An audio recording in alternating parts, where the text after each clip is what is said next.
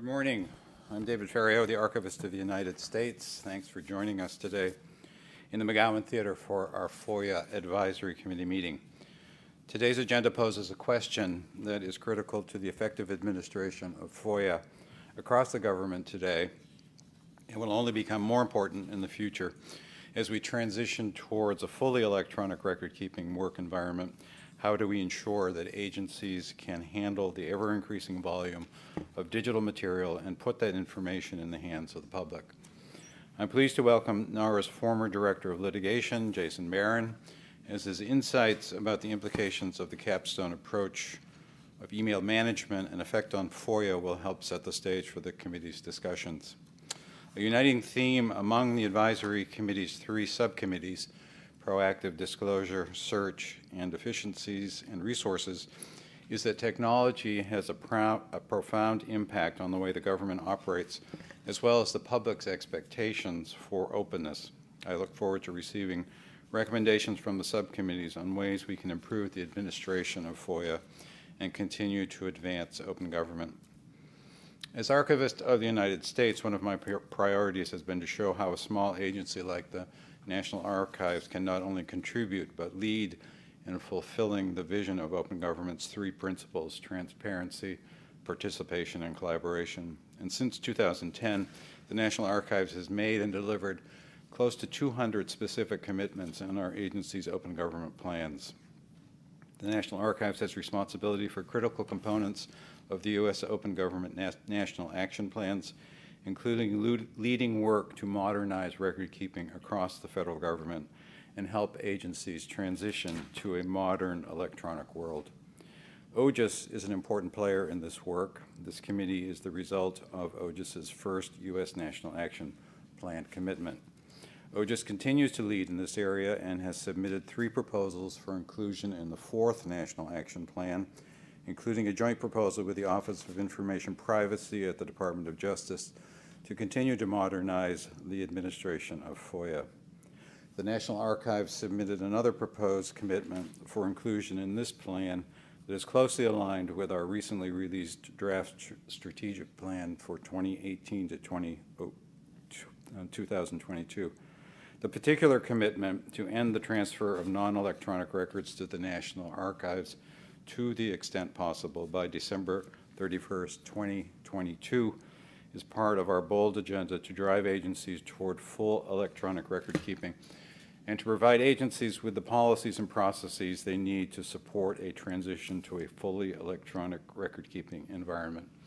If you're interested in our draft strategic plan or have ideas about how the National Archives can continue to help the federal government reach new levels of openness, I encourage you to visit our plan on GitHub. Before I turn the agenda over to Alina to start today's meeting, I want to also thank Max Galka, founder of FOIA Mapper, a search engine for offline public records that promotes FOIA and government transparency, for coming down from New York to share his insights with the committee today. I don't think Max has arrived yet, but will be joining us. Thank you for coming today, and thank you for the committee's hard work. I look forward to hearing your progress. And now I turn it over to Alina. Good morning, everyone. Thank you for joining us for today's quarterly meeting of the Federal FOIA Advisory Committee, whether you're here in person, via telephone, or via live streaming. As the director of OGIS and this committee's chair, it is my pleasure to also welcome you all to the William G. McGowan Theater and the National Archives and Records Administration. Believe it or not, this is the 6th quarterly meeting of this 2016-2018 committee's term. As you all probably know, members were appointed to this committee by the archivist and were tasked with collaboratively developing consensus solutions and recommendations that will be sent to the archivist and which will address some of the greatest challenges related to the administration of FOIA. As the committee chair earlier this year, I laid out a fairly aggressive schedule of target dates in order to ensure that the committee has sufficient time to fully consider all of the great ideas that are being generated by the subcommittees. I am very pleased to say you have all risen to that occasion and to that challenge, and I'm very much looking forward to hearing the committee's discussion today of the 3 subcommittees' draft recommendations. My sincerest thanks goes out to our 6 subcommittee co-chairs for your diligence in developing these recommendations, and to each of the subcommittee members for your valuable contributions to this work. I also want to take this opportunity to recognize Amy Bennett, our DFO, committee's designated federal official, who has been very involved with each of the subcommittees as they've worked through their proposals. I dare say Amy has been the glue that has held everything together and has ensured everything's running smoothly. So I'd love to give her a round of applause. Embarrassing, sorry. All right, we have a really full agenda today. I will try to move things along at a reasonable but brisk pace so we can get through everything. I am very much looking forward to our guest speakers and hearing the deliberations of the subcommittee's proposals and recommendations. Shortly, as I always have to do, I will go through some housekeeping rules, review our general agenda, and set some expectations for today's meeting. But before we do that, let's introduce all of the committee members participating in today's meeting, either via telephone or who are sitting around the table. We will begin, as we always do, with the members on the phone. I'll ask each of you to introduce yourselves, and please remind everyone of your profession and/or affiliation. So we should have Tom Sussman on the phone. You might also want to mention he was calling in from a meeting, so he might not be. Yeah, Tom was supposed to be calling in from a meeting. Amy advises me, so he may be not available yet. Do we have Jill Eggleston on the phone? Yes. Hi, it's Jill Eggleston. I'm the Freedom of Information Act Officer for USCIS. Thanks, Jill. Do we have Michael Bell? Yeah, this is Michael Bell. I am sorry for the background noise. I'm on I-85 south of Richmond, but I am the Deputy Director of the FOIA Division at Health and Human Services, as well as the FOIA Public Liaison. Okay, thanks, Mike. Do we have Lynn Walsh?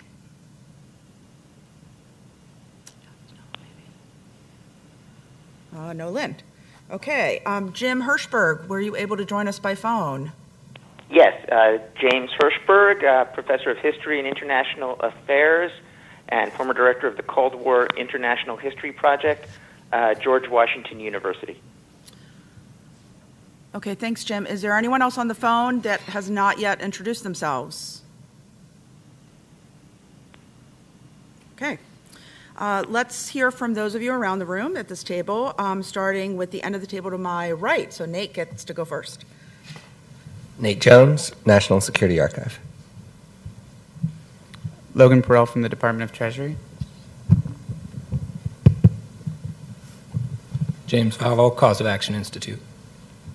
Raynell Lazier, CFPB, Consumer Financial Protection Bureau. Chris Knox, Forensics Managing Director at Deloitte. Ginger McCall, Department of Labor. Michael Bekesha, Judicial Watch. Margaret Kwoka, University of Denver. Sarah Kotler, United States Food and Drug Administration. David Pritzker, I'm the Deputy General Counsel of the Administrative Conference of the U.S. and also at the moment currently on temporary detail to the Ombudsman's Office at the CFPB. Sean Moulton, Project on Government Oversight. Stephanie Carr, Office of Secretary of Defense, Joint Staff. Okay, thanks, Stephanie. I also want to let everyone know Melanie Piste will be joining us a little bit later in the meeting, around 11 a.m. We've saved her seat, so hopefully she won't be shy about joining us, so we look forward to that. Just a reminder for minutes purposes and making Amy's life a little bit easier to identify yourself when you're speaking by name and affiliation. It helps her out a lot, so we're trying to help her.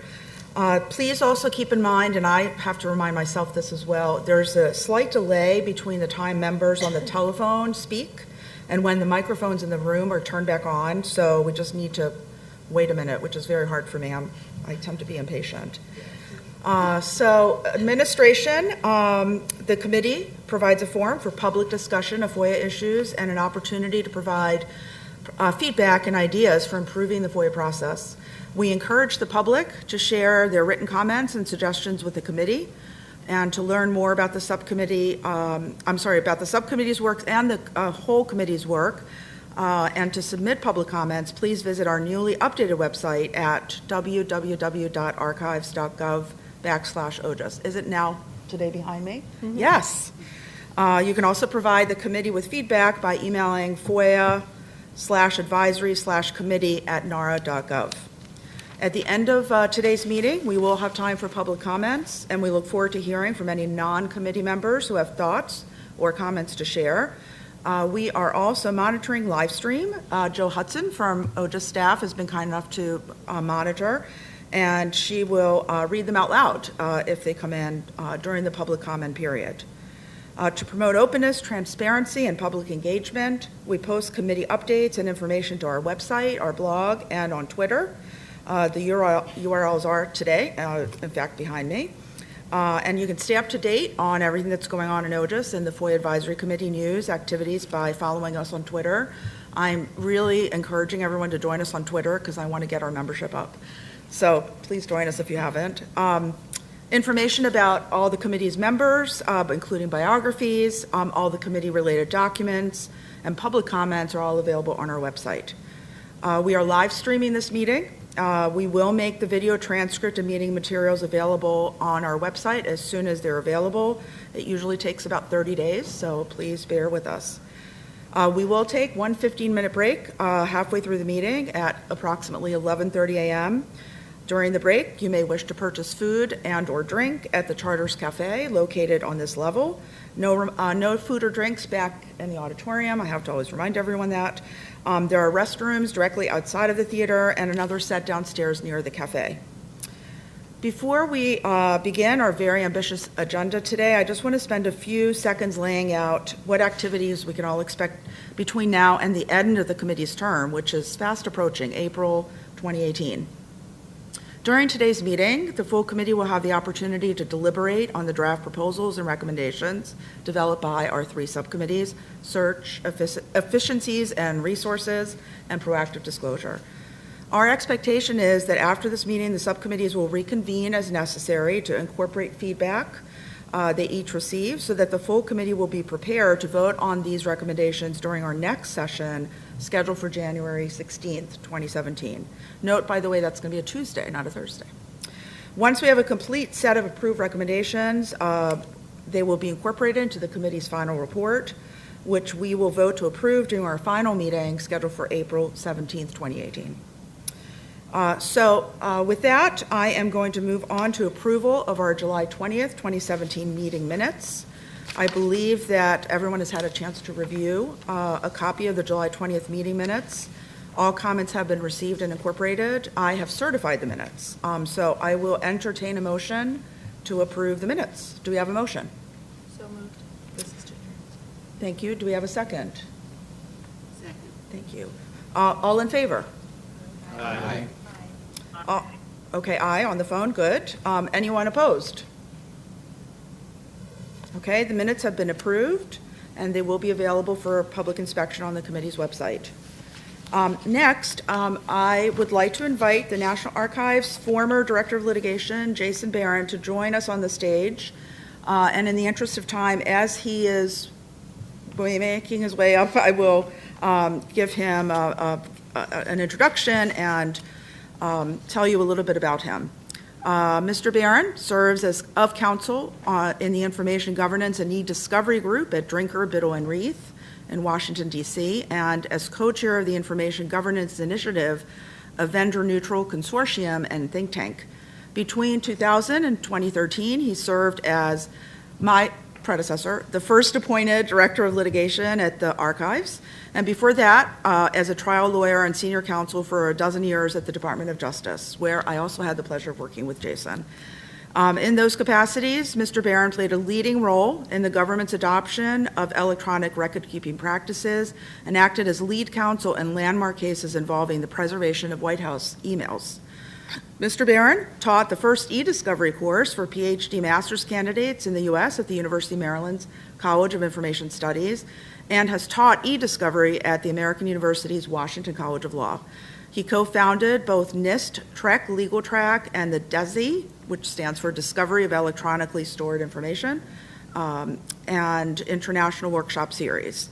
Mr. Barron is a lead editor of the book Perspectives on Predictive Coding and Other Advanced Search Techniques for the Legal Practitioner. in 2016. He has written over 80 published articles on subjects related to e-discovery and information governance and has made over 500 presentations worldwide. Today will be his 501st, I suspect. In addition to numerous other awards received while in public service, Mr. Barron is a recipient of the International Emmett Leahy Award for his outstanding contributions and accomplishments in records and information management profession, as well as the Justice Tom C. Clark Outstanding Government Lawyer Award given by the Federal Bar Association. He was prominently featured in the documentary The Decade of Discovery in 2014, which was actually shown here at the McGowan Theater, which tells the story of a government lawyer seeking a better way to search for White House email. The American Lawyer magazine named him one of 6 e-discovery trailblazers in its 2013 issue devoted to the top 50 big law innovators of the last 50 years. In connection with issues surrounding former Secretary of State Clinton's use of email, Mr. Barron has appeared on NBC News, Good Morning America, MSNBC, CNN, NPR, and has been quoted in the New York Times, Wall Street Journal, Washington Post, Time Magazine, and numerous other media outlets. Mr. Barron received his BA, magna cum laude, with honors from Wesleyan University and his JD from Boston University School of Law. Welcome, Jason, and you can take it over now. Thank you, Alina, and thank you for reading my bio just as I wrote it. It is a tremendous honor and privilege to be here today before this committee and before the Archivist of the United States. I cherished my time as Director of Litigation at the National Archives between 2000 and 2013, the last 13 years out of 33 years in government, where I previously served as a Justice Department trial attorney with Alina Simo in Civil Division of Justice. What I'd like to do now, shall I click on this, or is there some magical IT person in the background who's doing that?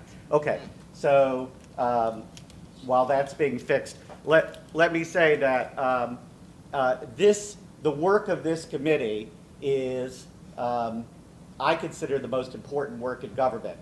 When I served as a lawyer in government, I believed that I held a public trust and served the public at large to make sure that government was transparent and as accessible as possible. FOIA is absolutely foundational to that, even more so today than ever before, given the world of electronic records that we find ourselves in. I am going to give informal remarks here. I'm going to talk fast because I have a lot of PowerPoints, but I'm happy to entertain questions at the end, and I will stick around.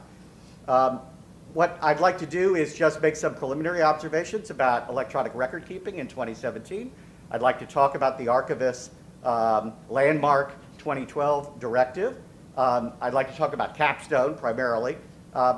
The initial returns on agencies meeting the directive, which is M1218. FOIA access to digital archives. I'd like to talk about barriers and solutions, especially as a matter of technology, and then I'll discuss a couple of recommendations that I made in a letter that I've submitted to the committee, and I hope will be part of the record, an October 2nd, 2017 letter from the Information Governance Initiative, which I have the privilege of co-chairing. Okay, so at the archives, today's archives and tomorrow's archives is not what it was, what it has been since the 1930s. Yesterday's archival collections and FOIA, with respect to those collections, are filled with hard copies, filled with actual objects of electronic media in all sorts of types. And that is a large headache and a large challenge to deal with. I'm not discounting paper at all in this talk. There is still more paper than ever before coming into the archives. But we have moved on. And the world of 2017 is a world where virtually every record of the United States government, temporary, permanent, whatever, is in digital form. It's created digitally. And because of the directive that David Ferriero put out in 2012, it is going to be both managed in the future electronically and preserved at the archives electronically. And that's a profound change. one where the United States has led the way. As I was discussing with the archivist, Australia and the UK and Canada have their own initiatives, but this is the largest initiative that anywhere in the world exists, and we'll talk about it in terms of the directive and capstone policy.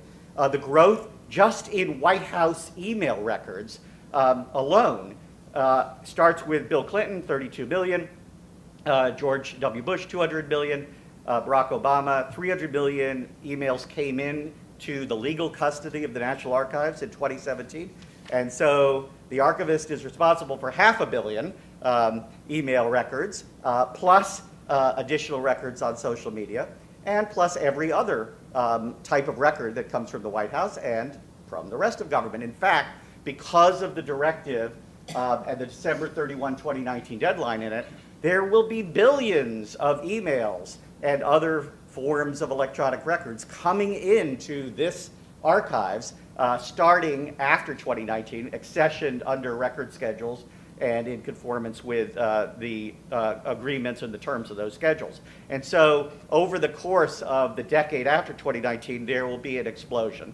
And so the National Archives really itself will not be solely in the box business at all. It will be primarily in the service business to electronic records, and that is a sea change. That's also true of the rest of government. The question is, how many of these records, email and other forms of electronic records, will be accessible?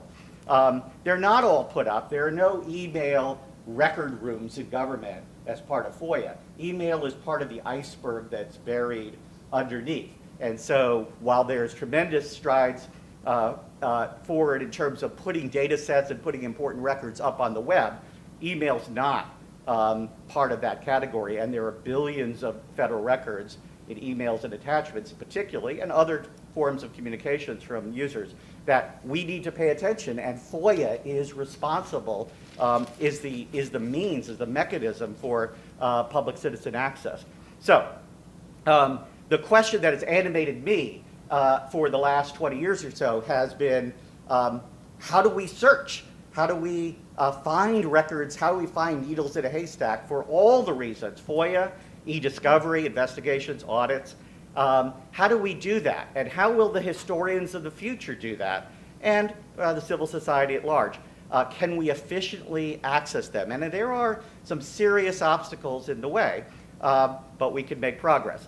A new era of government was put in by the Managing Government Records Directive. President Obama said proper records management is the backbone of open government. He was quoting David Ferriero in his memorandum of November 2011. That memorandum, which challenged the government to do better in terms of preserving electronic objects, has resulted in the following policy. That's a screenshot of the memorandum itself. The policy that was put out in August 2012 by David Ferriero and by OMB says this in important ways as a sort of a landmark document. There are two deadlines that are extremely important. One has passed. It's the second one here, the December 31, 2016 deadline for agencies managing their email. All of it, not just the permanent record stuff that will end up at the archives, but all email in an electronic format. And the deadline that is still to come, which is December 31st, 2019, where federal agencies are asked under the directive to manage their permanent records, those records that are appraised as permanent in record schedules, in an electronic format for eventual accessioning into the archives. This is a big deal. Now, from what I understand, there's a release just during this month of the latest 2016 Federal Agency Records Management Annual Report. I read these reports religiously. What the report says is that the analysis of senior agency official records management reporting data shows that that directive, the M1218 directive, is changing federal records management from paper-intensive, analog-based methods to a digital government. So it's a wake-up call to the FOIA community as well, that things are changing and that traditional paper processes are being switched to electronic processes at agencies. From that report, I won't read everything on this screen, but the trend line is clear. that agencies are reporting that they're meeting the December 2016 deadline in substantial part. There's general optimism about whether they will meet the 2019 goal. The printing and filing method is going down in terms of percentage. The amount of agencies that are email archiving is going up. And I would say that a substantial reason for that is because the archives has made it possible for agencies to do this via the capstone policy.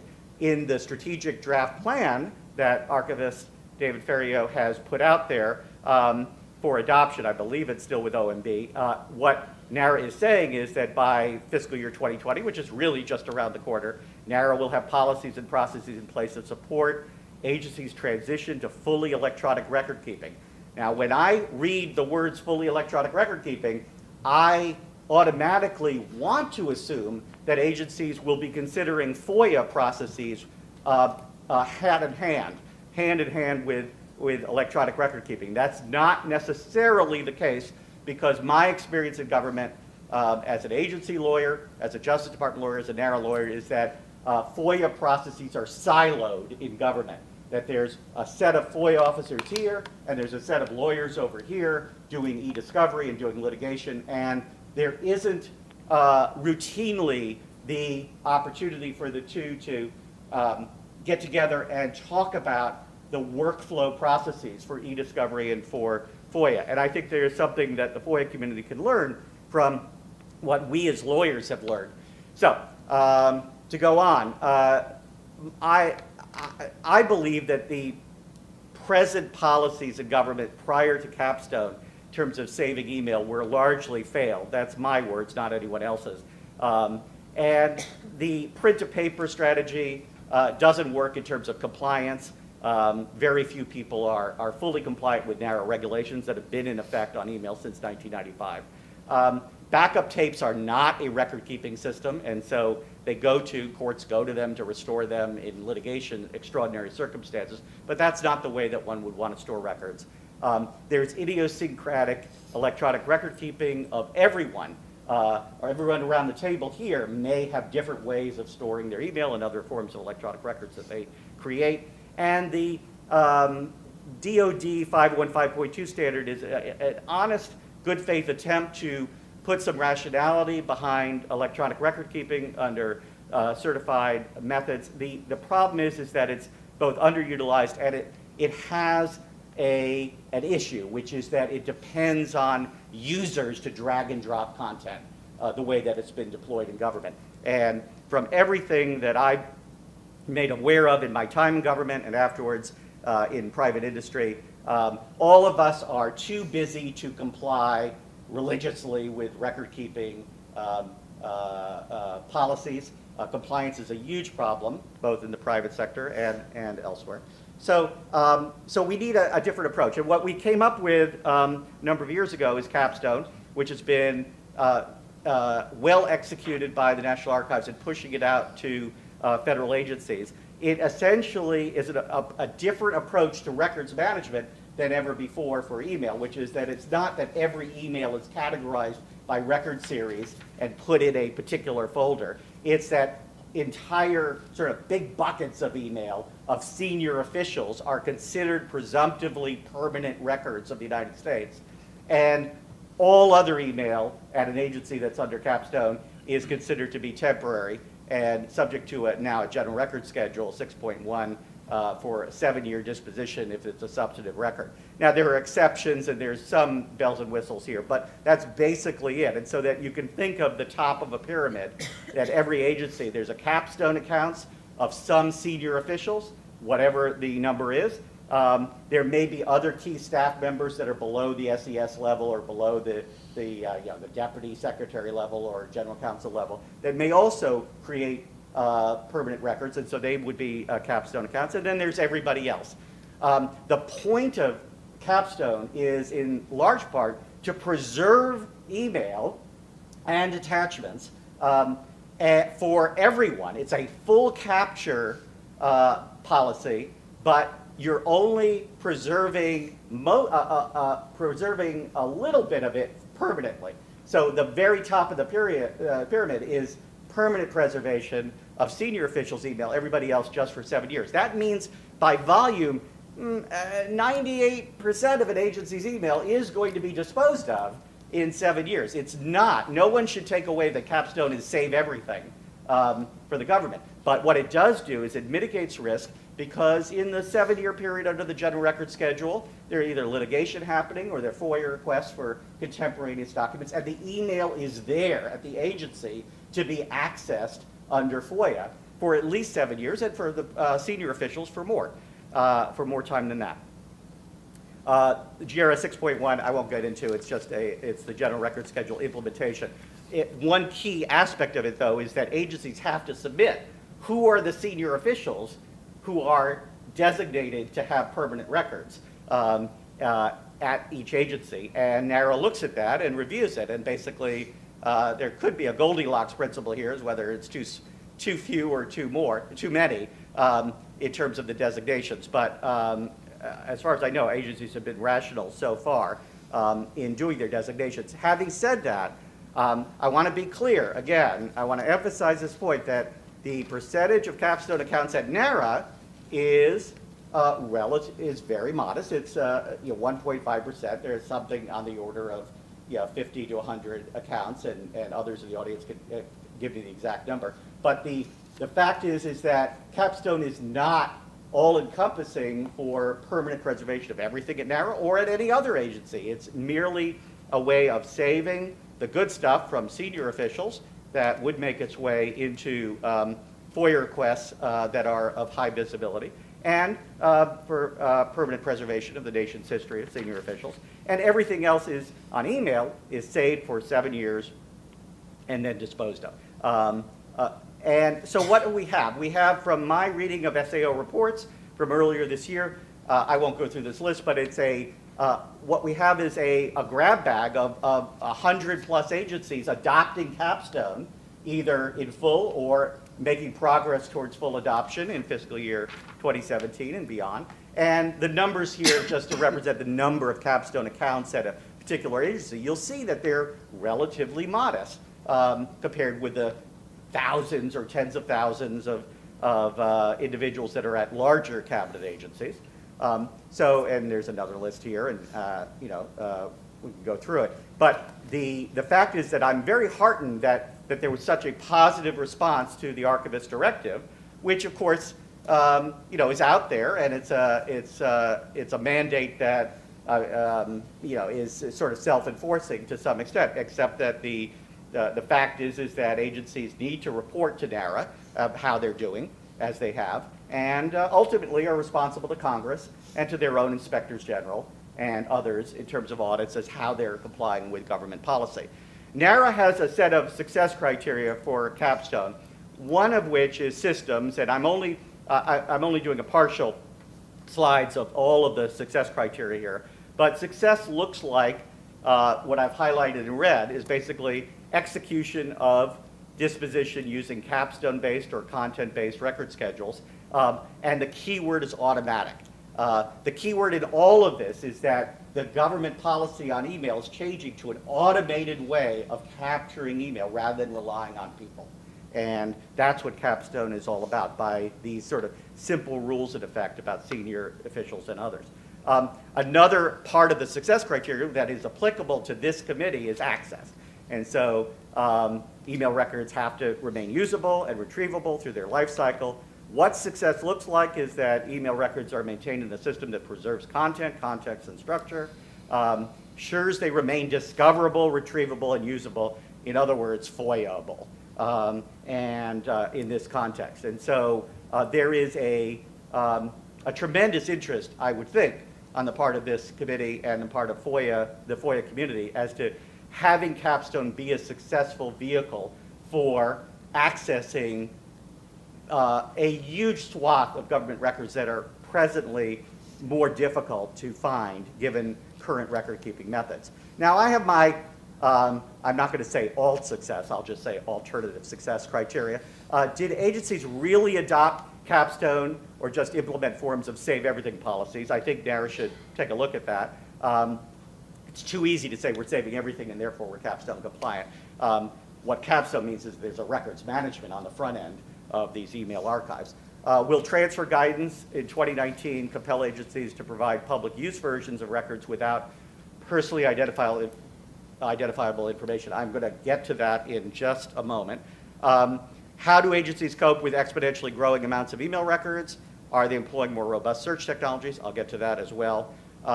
And will NARA recommend seamless integration of permanent emails and other related permanent records after 2019? That's an open question. How are agencies dealing with FOIA now for email? That is of interest, and I would urge this committee to track what agencies themselves are saying in their certifications to NARA about implementation of policy, and there are other reports that are due under the directive, and to ask the question, which is, how much has Capstone and the fact that agencies are saying that they are preserving what will be thousands, if not hundreds of thousands, if not millions, or tens of millions of emails, depending on the size of the agency, how are they actually responding to access requests at the agency? Have they changed their workflows? Have they changed their procedures? Have they taken into an account? Now, I've talked around the world about the coming age of dark archives, and I'm not going to spend too much time on it because this is a FOIA meeting for federal agencies looking outward, not necessarily for the National Archives. But there is an issue with providing access, whether it's an email repository at an agency that's subject to FOIA, or presidential records at NARA, where FOIA kicks in after 5 years, subject to some limitations, up to 12 years. There is a problem, which is that we need to be smarter in the space, both in terms of how we search and the fact that there is sensitive information throughout these collections. So the windows for citizen access to dark archives, first, there are open data policies. Obviously, if the government puts up records online, that's a good thing. But there's the Freedom of Information Act, there's litigation, and those are the drivers of the space. Let me say, just before I go on here, which is that this is not a knock or a criticism at all, but the fact of the matter is today, you can't walk into the National Archives and ask for email from any White House, what I described. So going back to Ronald Reagan, which there was some email because of the Profs case that I was involved with, but through Barack Obama, which would be 5 years after the end of the Obama administration. But you can't, it isn't available. It isn't generally there. And the question is why? And there's volume questions and there's sensitivity questions, and they're both challenges to opening large blocks of email. This challenge is going to be the same challenge that agencies have with respect to Capstone because of the tremendous volume and the sensitivity of materials. And so one needs to think through the workflow processes at agencies as well. Just for a minute to spend time on this, screening records. The NARA's policy, which it has been traditionally that privacy with a small p means that NARA does not release records that are personal in nature, that contain sensitive details, until about the 75-year mark after creation, so that individuals are either not around or that the privacy interests are not there anymore. I have argued that that's too long in the world, and we should be smarter about how to open up electronic records coming from the White House and others. But we need to anticipate filtering sensitive content, and that means a whole discussion which does include FOIA exemptions, the 9 exemptions of FOIA, but also includes a broader discussion of personally identifiable information and a set of other sensitivities throughout records. For the most part here, I'm talking about unclassified stuff, but there's also classified stuff. So we need to sort of work through the problems in large collections and see what we can open given the best available methods. And FOIA is part of this issue, and research into FOIA exemptions and how to filter for FOIA exemptions would be on anyone's list. There is also the issue of types of sensitive content. There are social security numbers that are subject to regular expressions. There's other types of textual content that are sensitive and non-textual content in media that will be coming into the archives in the future. So there's a lot of ways to talk about sensitivities. Leveraging the Archivist Directive means to me that that there needs to be an understanding and a consensus at agencies that capstone policies mean that capstone repositories are subject to a reasonable search under FOIA. And if that is understood by the FOIA community, I think we can then make progress on the technology side. On the technology side, an information retrieval task, searching the haystack, my task is to find, as a lawyer, has been to find all relevant needles in a large haystack.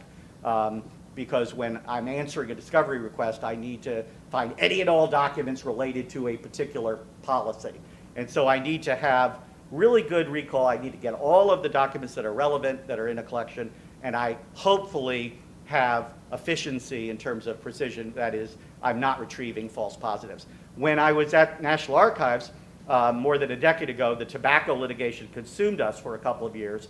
We searched through 20 million White House emails in the Clinton period in response to discovery requests of the tobacco companies, Philip Morris and others. The search took 25 persons, lawyers and archivists. It took us 6 months using keywords to do the search to come up with 200,000 documents that were initially potentially relevant, and then to work through them. We basically pulled up on CDs the documents back when I was working on that, and we didn't have a fancier platform. And eventually getting to 100,000 relevant documents and 20,000 privilege. That effort convinced me at the time that lawyers need a smarter way to do business, because it's one thing just to be handed 20 million, but if you now have 500 million at the National Archives after President Obama, and if agencies similarly are in the tens of millions under capstone, you need smarter methods than keyword methods.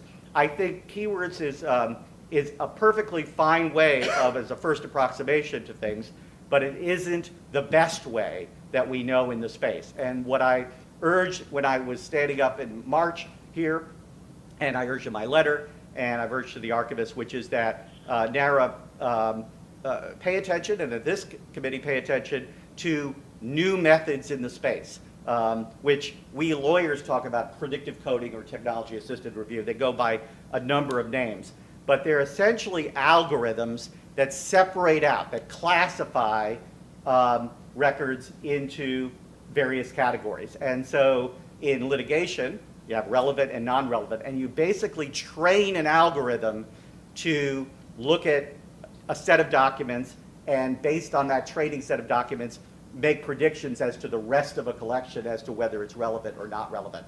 Similarly, we could use such methods to search through email to find records that are relevant to FOIA requests.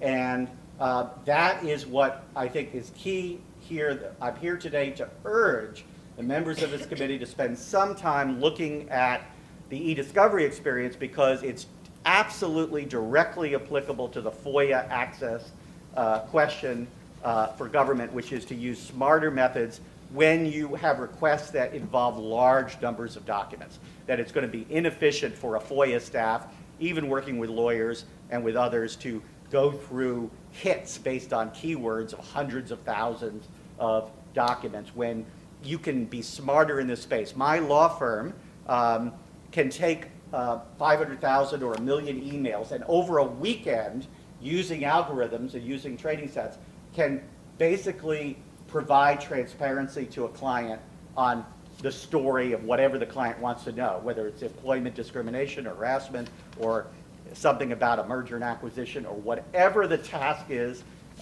We can provide transparency very, very quickly. And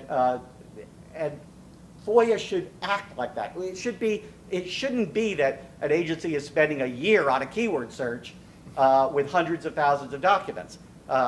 It should be that, not necessarily over a weekend, but there are software that is available that should be at least recognized by the FOIA community as out there.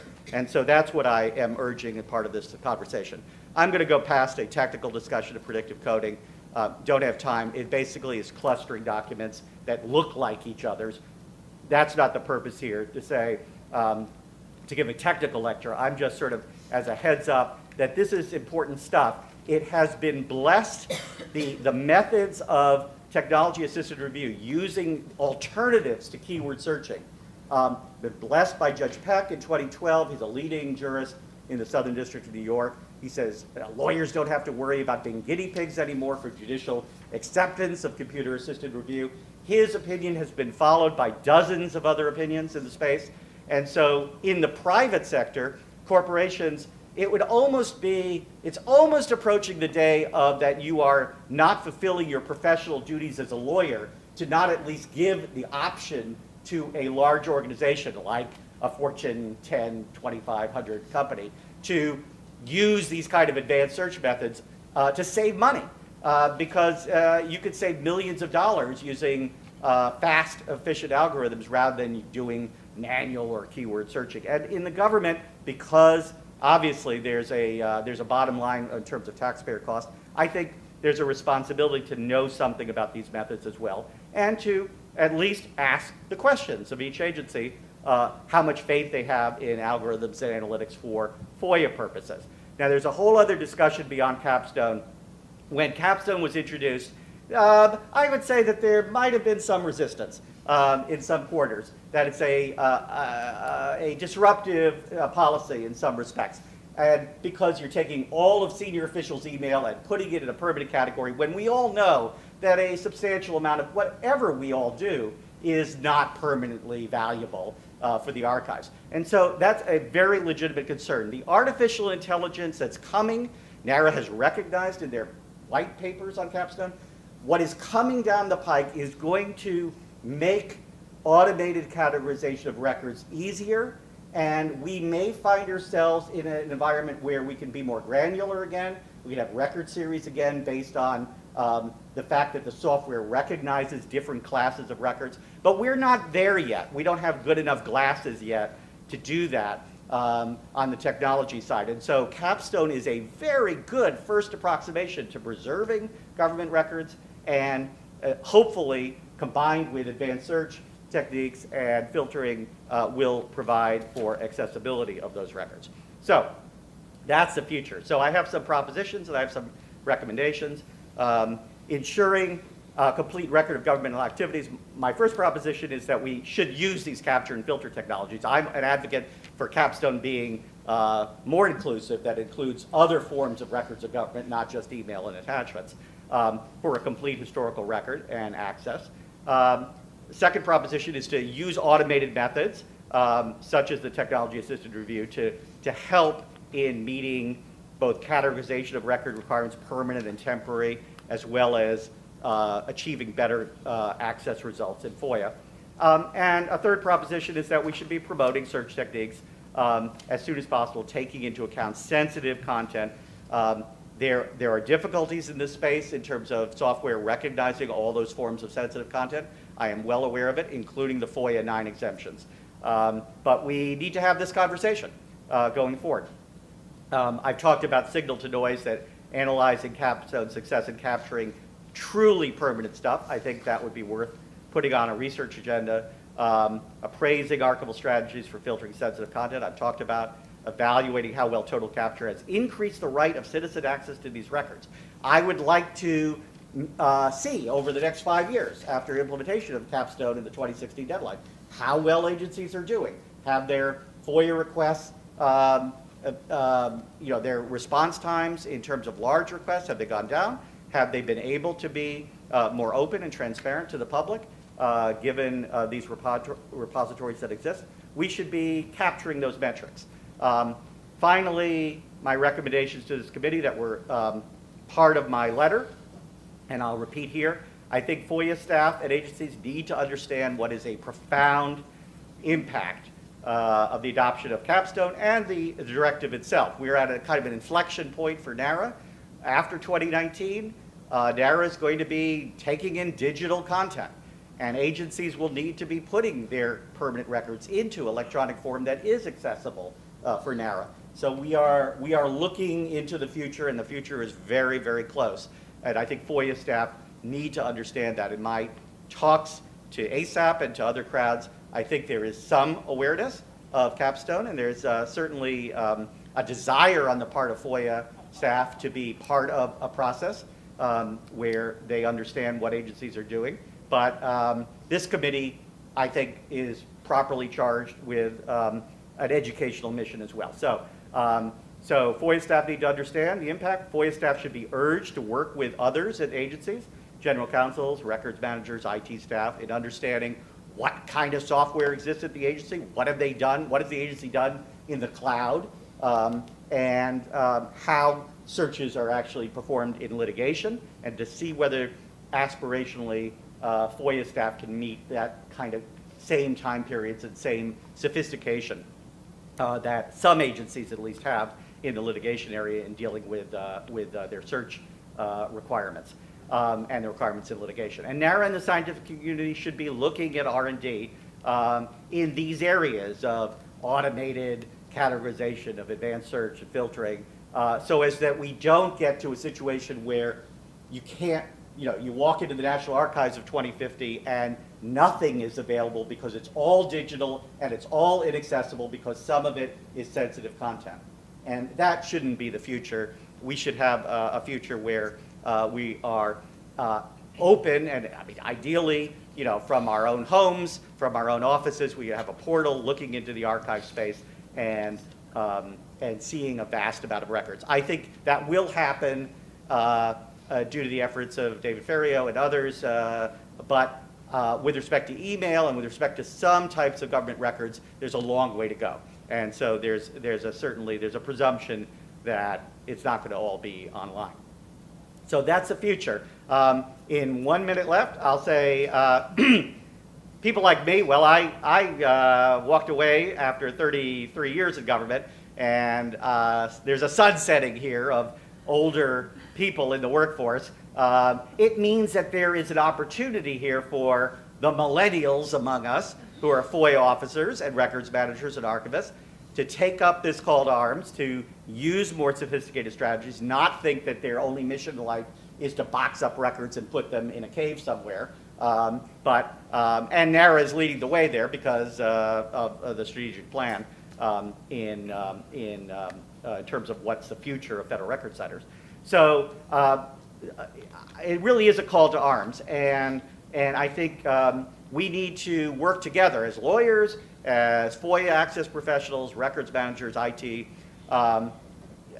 to promote this kind of access to the digital record of government in the 21st century. And so we need to have more meetings together. I think culture change is possible. I'm an optimist, and I would hope that this conversation can lead to something. I get no royalties from this book, but I urge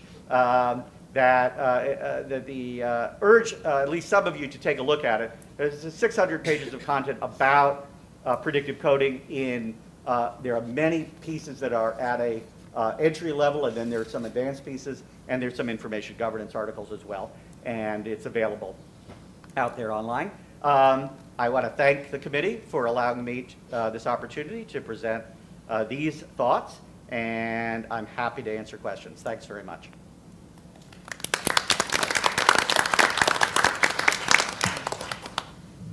Jason, thank you so much. I think that's very insightful. I took a lot of notes, but I want to open it up to questions. Nate wants to go first, please.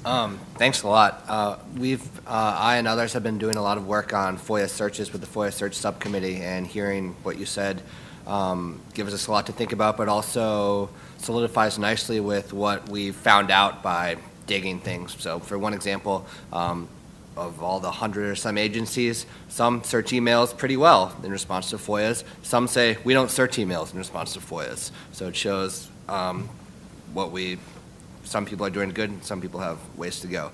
But the question I want to ask, and you got into this a little bit at the end, but maybe spitball or speak a little bit more candidly about this, is the power of e-discovery for FOIA searches. And pretty much every agency we talked to said, yeah, we want to use it, but generally it's too expensive. We've had people on the committee that in response to FOIAs, they say, yeah, we could do e-discovery, but generally they don't do it until they get sued for a FOIA lawsuit. They can't do it on the front end. What do you think are the prospects of FOIA shops being able to either afford or develop their own or affordable e-discovery. I guess I'm saying that it's a powerful tool, but most people say most FOIA people say it's too expensive. Is that true? And is there an optimistic way that FOIA shops can effectively harness this power? Right.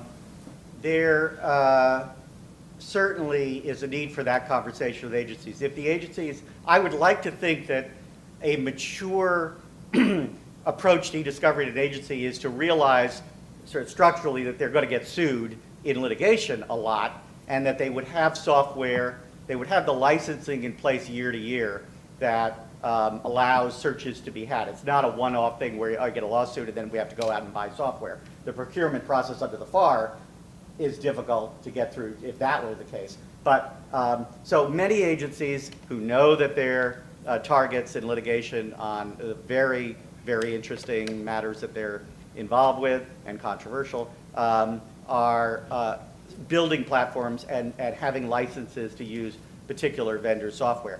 I don't really understand why a conversation in an agency couldn't take place where you build out those licenses or those seats to use the same software by a FOIA officer. And so it's an add-on. I'm not discounting that if you're starting from scratch, software is expensive. And the methods I'm talking about only kick in their value if you're up in the tens of thousands of documents. And so, but there's kind of a 90-10 principle in FOIA anyway, which is that, and in litigation, which is that the biggest lawsuits take 90% of resources, and then everything else is, 90% have 10% of resources. Similarly, at an agency, if you had a very large FOIA request at a large agency, you'd hope that if you had Capstone, that you wouldn't just be relying on keywords, that you'd be relying on something better and more efficient. And so I would build on the licenses that the agencies already have. Ginger. This is Ginger McCall. Do you have a sense of what the cost would be to build on those licenses? And also the e-discovery software, is it something that the average FOIA officer could learn or be trained to use fairly easily, or is it something that requires specialized knowledge where a FOIA officer would have to work with an IT person every time that they were making use of that software?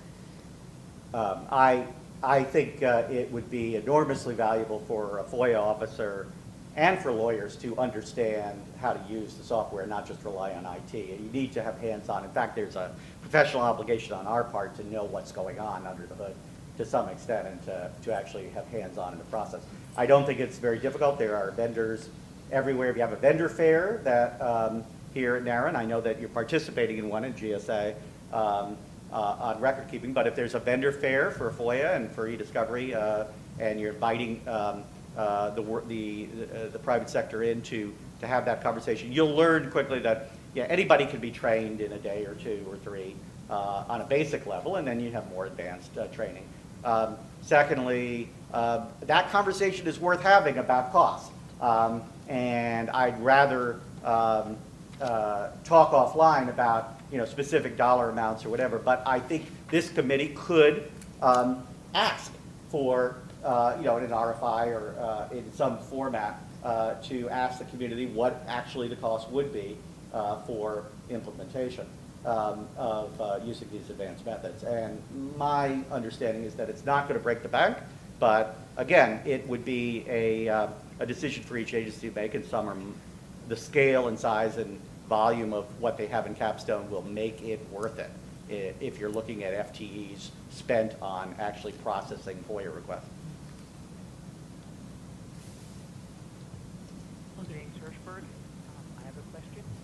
Logan Perel, I had a quick question for you on some of the, I guess, where the predictive coding would come in on a very, very large document request or something like that. Have there been any scientific studies kind of comparing that to keyword searching and human-enabled versus the predictive coding to see where they come out and which one's better at the end of the day? So I'm really glad you asked me that because that's where I started on this, which is that I really wanted benchmark studies. And so in 2006, I was working with some academic types to basically use NIST as a platform for finding the answer out on these kind of questions. And the TREC, legal TREC that Alina has alluded to is a source, and we can get you links to that. There are multiple studies now out in the e-discovery area showing that advanced search methods are at least as good as anything else out there. We know one thing, however, they're hundreds of times faster. So whether or not, in terms of accuracy, if you're as good, but you're able to do something in a weekend rather than 6 months, the tie goes to the speedier.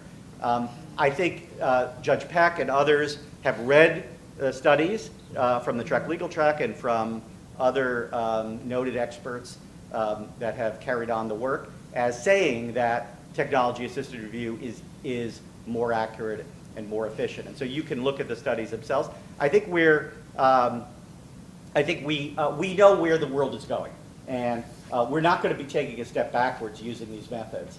We'll be taking a step forwards in terms of having more responsive documents in response to trained algorithms and more efficient processes. Anyone on the phone have any questions? I want to make sure I don't leave you all out. Yes, James Hirschberg here. I learned a lot from the presentation about this daunting problem of electronic records, but I had one concern. You mentioned a time limit of 7 years to determine permanent records, and I think you stated that other records would be disposed of.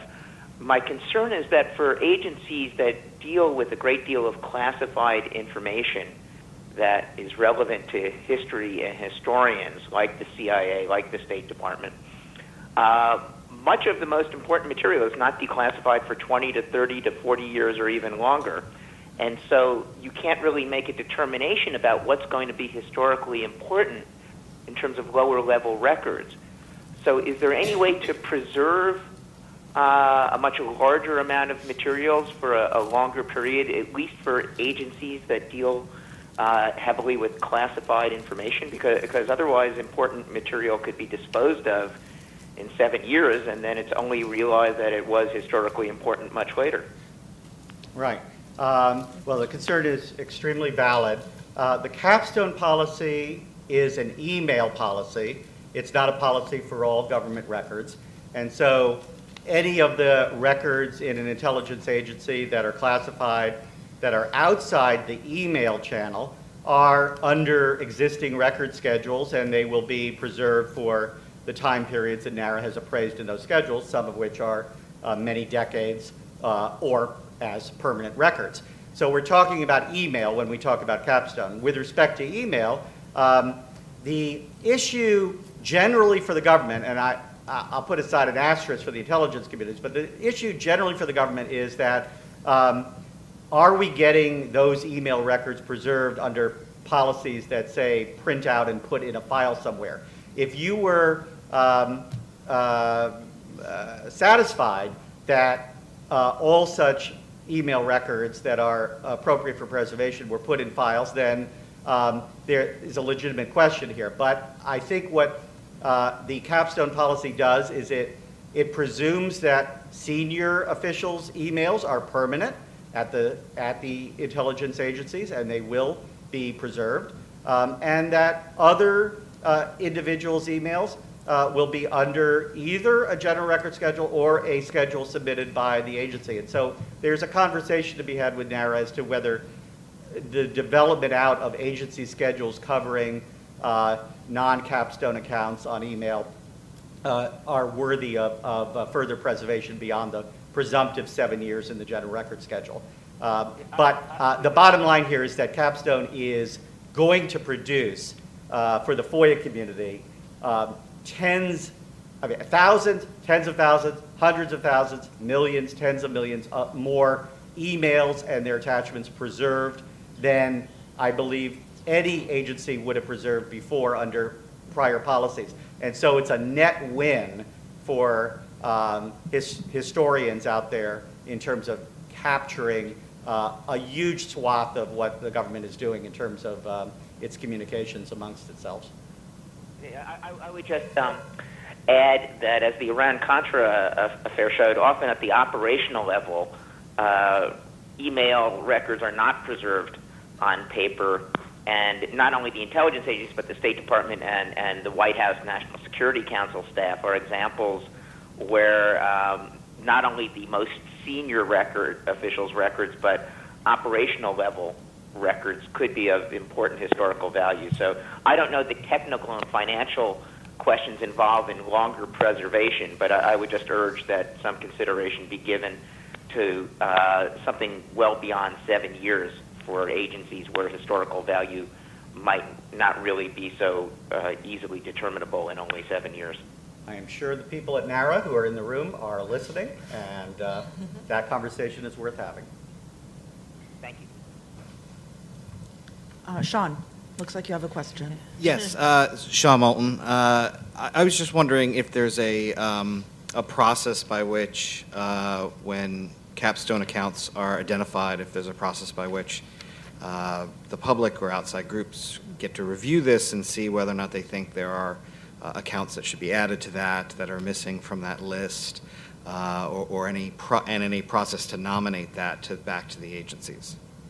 I would defer to the experts here, but I believe the notices are publicly available. So agencies need to file a notice with NARA as to who they've designated for capstone accounts, and those are publicly available. And so I think that's the answer. And of course, agencies get challenged in court sometimes, and there are other ways to bring up criticisms of what an agency has designated. All right, anyone else have any other questions on the committee? Anyone else on the phone? Okay, I think, Jason, we very much appreciate all your insights. And we have a lot to think about, so thank you very much. I believe you're going to make your PowerPoint available afterwards, and so we can share that with everyone. And I will. And I should say that the remarks I've said here are my own. It's up on the screen, and for those on the phone, and not any institution that I'm affiliated with, but I'm happy to put the PowerPoints up. Okay, So, thank you again. Okay, so a little off schedule, but I'm going to move on, and we're now going to turn to our subcommittee reports. I'm very excited to hear about that from searches, efficiencies and resources, and proactive disclosures. I'm going to ask each of the subcommittee co-chairs to present an overview of their recommendations, and then I'd like to open up the floor to the full committee to provide feedback, ask questions, et cetera. And during the proactive disclosure subcommittee, we will also hear a presentation from Max Gauka. Is he here? Hopefully he will come. Is he here? No. Okay. Otherwise, we will continue on. But Margaret Quokka is going to be introducing Max. So let's move on, and we're going to hear from the search subcommittee first before our break. So I'm going to turn it over to Nate and Logan. So I feel a little bit like Alina with her housekeeping minutes that she has to say every time. Before we get into search, I just want to say something important, that one of the recommendations from the last committee, that OMB update its 1987 guidance on fees that existed before the email, still is percolating, or maybe not even be percolating. So I guess I just want to note that if we want these recommendations that we've worked so hard on to be taken into effect, we still have to make sure, and we can talk offline or here, the best way to make sure that our old recommendations are taken effect, because we don't want them to be ignored. Maybe someone's working diligently behind the scenes, I'm not sure, at OMB. So moving on with the housekeeping, on to searches and our new recommendations. So Logan and I in the subcommittee on searches worked hard and learned quite a bit about FOIA searches. And if anyone is just now getting interested in it, I would say one good place to start might be the survey that POGO and the National Security Archive put out that interviewed lots of agency officials that spoke really candidly and showed a look under the hood of how searches are performed.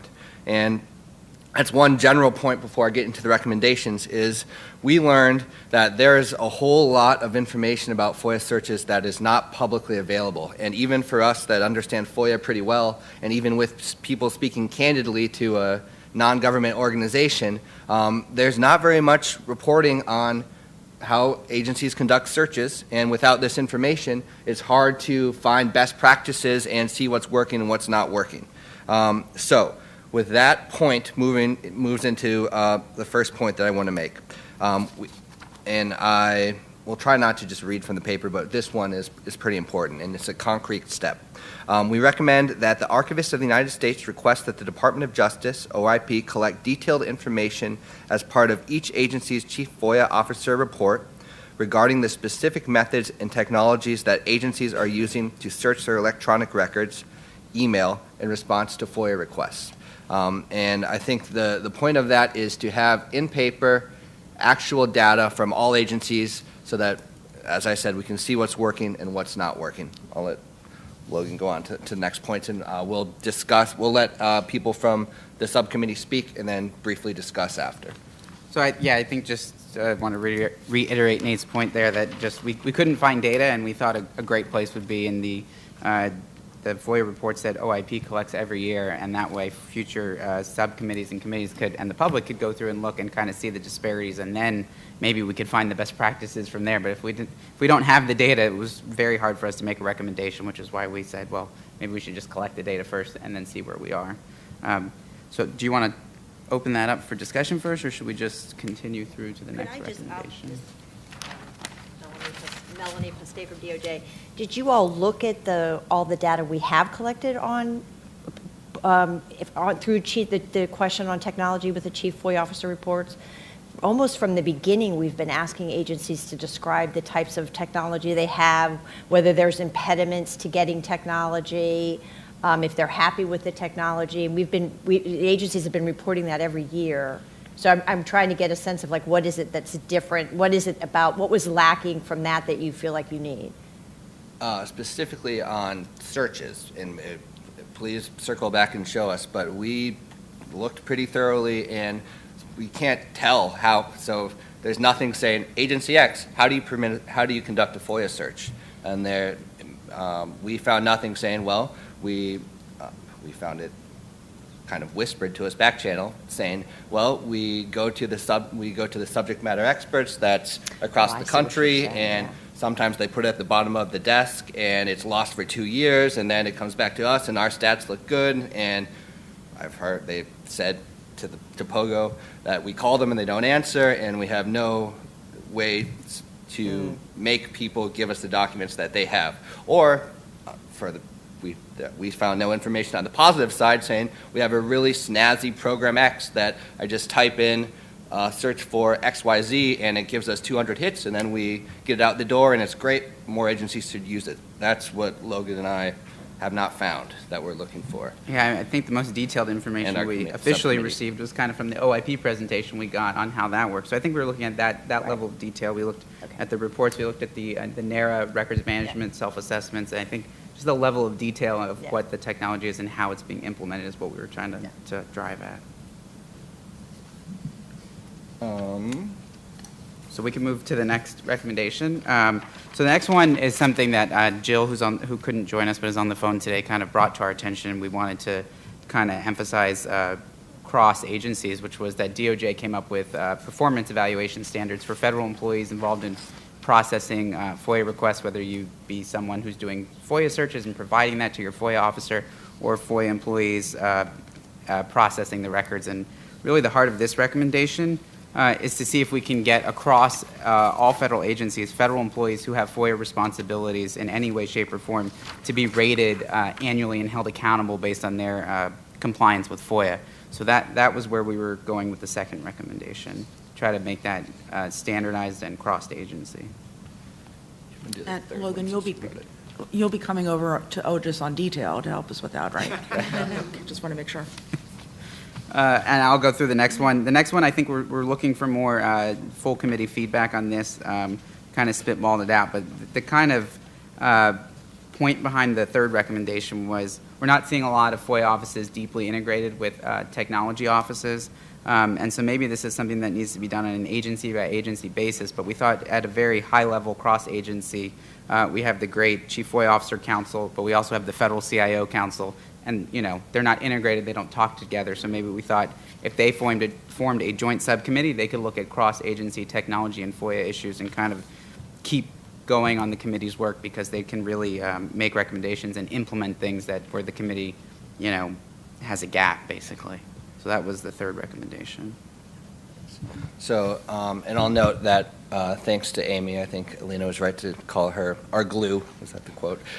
These three, I think, were well crafted to say this. We recommend that the archivists recommend that this person do that, and if that happens, if the archivist agrees, those hopefully will be able to crack the whip and see who's doing what or not doing what.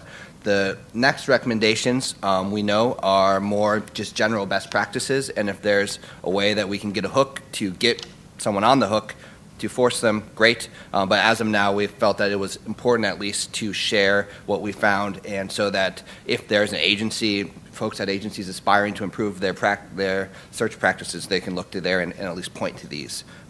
But just to reiterate that the first three are clearly actionable items.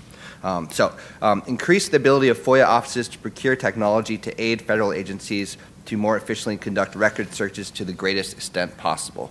And under the text that I'm not going to read out, part of this may be we were careful not to do a one-size-fits-all agencies approach. One thing we learned is that there's all sorts of different agencies that conduct all sorts of different searches, but greater centralization may be an option at some agencies. I gave the example that I think happens all too frequently is that the FOIA offices are siloed from the records. And I understand that there may be national security or privacy or other concerns, but too often there is a huge universe of records that are not searched timely in response to FOIA requests, just because the people that hold the records are doing other jobs and they're fighting forest fires and they don't have time to search in response to a FOIA request.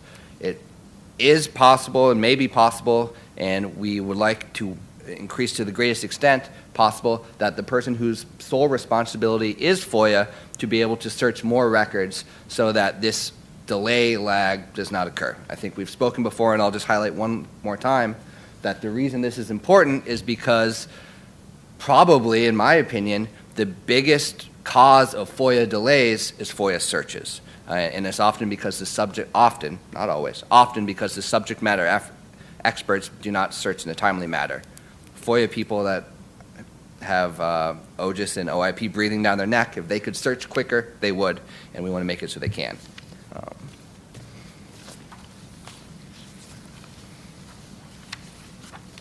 Our next best practice that we kind of highlighted, I think we just had a great presentation on, which is to make sure that emails can be searched electronically by FOIA offices. We have instances that I know where I've come across where we've had to go through paper printouts of emails, and that's obviously not an efficient way to conduct a search at all. So I think the general recommendation for all agencies is to make sure that there's electronic archival and retrieval of emails for FOIA searches, and that's something I think we've seen a trend of agencies moving towards, but we want to make sure that every agency has that bare minimum electronic capability to retrieve email records for FOIA searches. Sure. The next one is pretty simple because Jason just did a good job making the case for it. Weigh the benefits of using e-discovery tools to conduct more accurate and timely FOIA searches against the potential legal costs of untimely or inadequate FOIA searches. And what we're trying to say is find a way to use e-discovery. I think what we've seen is pretty much every search expert we talk to, I think generally, in my opinion, says, yeah, e-discovery is generally the quickest, best, most thorough way to do searches. The problem is it's too expensive.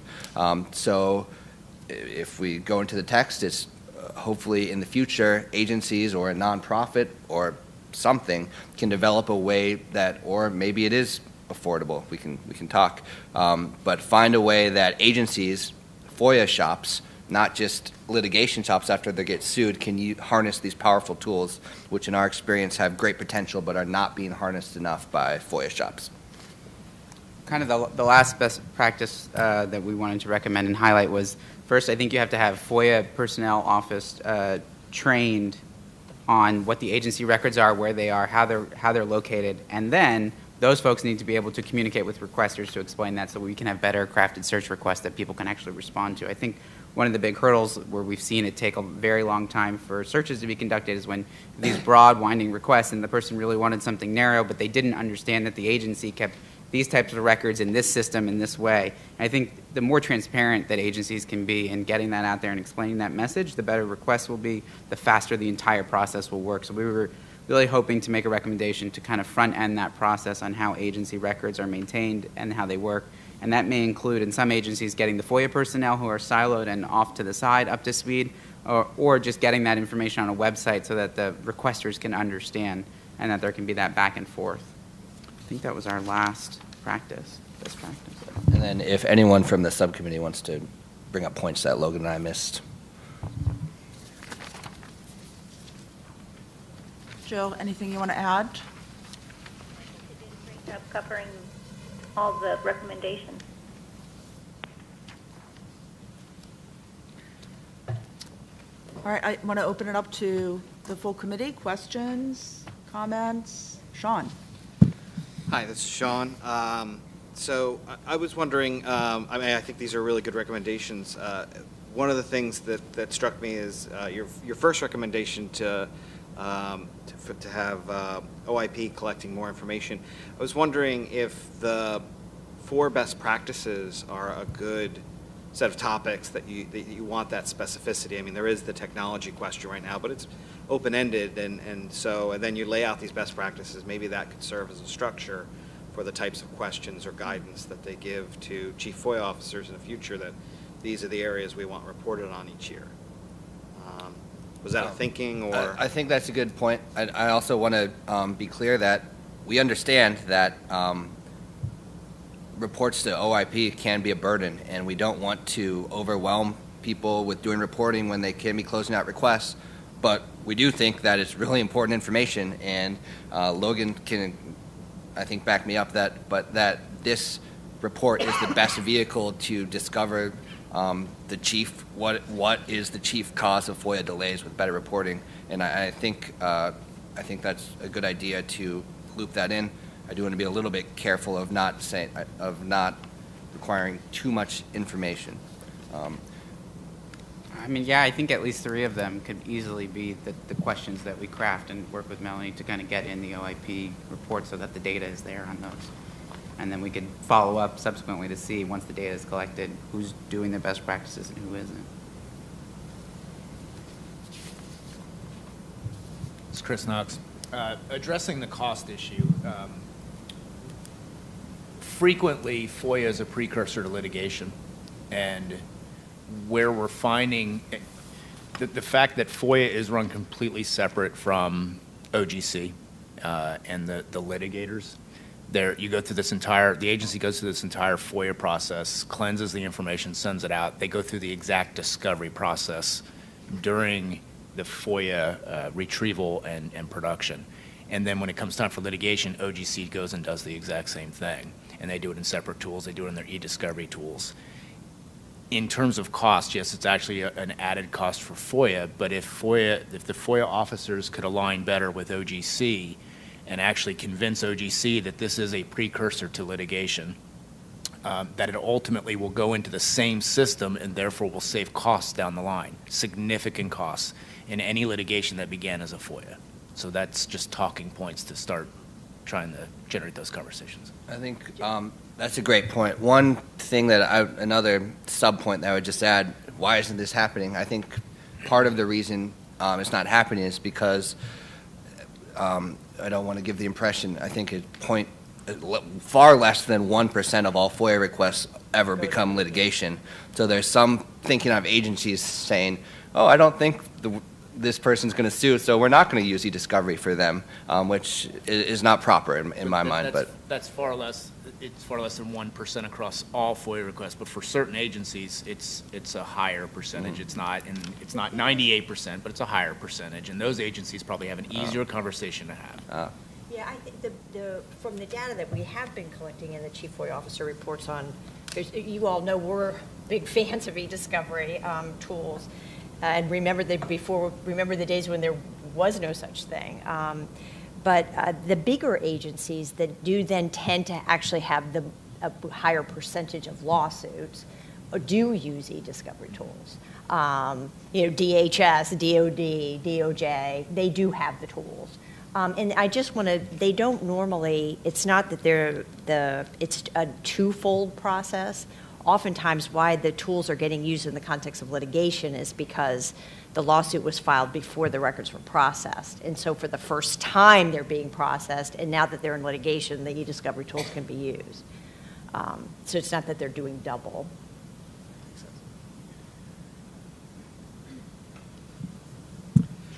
This is Sean. I mean, on the e-discovery, I think I certainly want to. I think you're right to strike that balance about the cost that we hear about in terms of using these tools.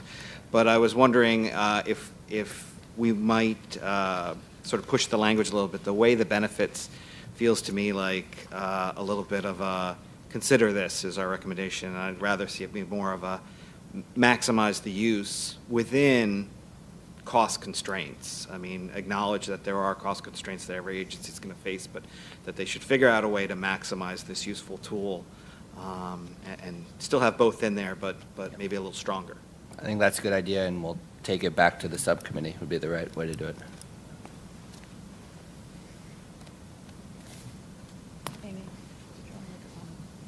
Amy has a comment. I was just referencing to Alina that in one of the OGIS reports that you might find interesting, we looked at the Immigration and Customs Enforcement, and they very much made a case to their management about increasing their expenditures on FOIA processing, including purchasing very expensive e-discovery tools, specifically so that they could reduce their exposure to litigation.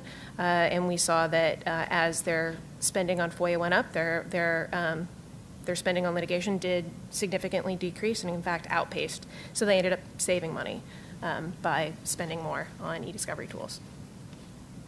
Amy, which agency was that? ICE. It's on our website, the report, yeah. Thanks. Before my time. Anyone else have any questions for the search subcommittee? Anyone on the phone? I want to make sure I'm not leaving you out.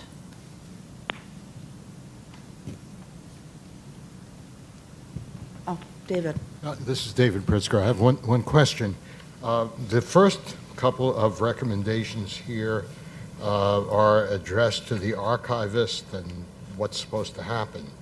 But the rest of them seem to be identifying best practices. To whom would they be, to whom would these recommendations be addressed? Well, I think it's a bit imperfect, but it would be for, perhaps you could say, for the archivist to publish the best practices. And the fact of the matter is we can't tell agencies do these. We can only say here are what we've found. And if an agency is a poor FOIA agency, they're probably not even going to read this or accept them. But if an agency is a good FOIA agency and is striving to improve, they'll read them, hopefully implement them, and also they'll have the case to make to agency heads saying, here's what the FOIA Advisory Committee said we should be doing, and we're not doing it. I think we should try and do it more. So while I realize that there's not quite as much stick as we like, and I think Logan and I would be the first to say if you have more sticks that we could use, give them to us. That's the reason that we're publishing best practices. I think we're open to ideas. If you have recommendations for specific people we can recommend do something to implement them, we'd love to hear those ideas.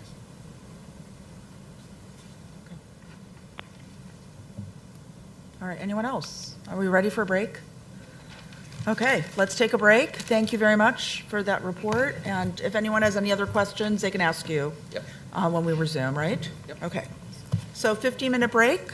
Again, a reminder to take an opportunity to visit our Charters Cafe. I'm not making an advertisement for it, but it is available. Please do not bring any snacks or any other edible items back in, and there are restrooms available there and right outside the auditorium. So let's come back at 11:47. Thank you.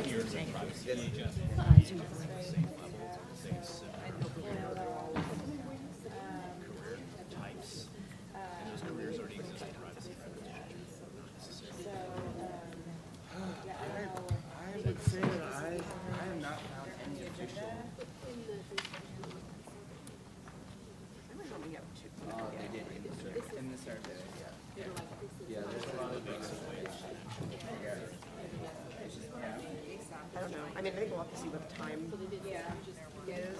No, that'll work perfect. Then I'll do the intro, I'll do the, So we'll just have to see, but I'm happy to do whatever you need. Survey, so it's not official. Without reading it. Yes. Just say, don't use my name, but here's what we do. That makes sense. No, it does. usually they try and. Yeah, just because I know I don't have to. Yeah, we kind of push hard to keep to that. Yeah, I know. And it may be the V, I don't know if Max is. Yeah, some agencies are doing it. That may be some found time. That might be fun, yes.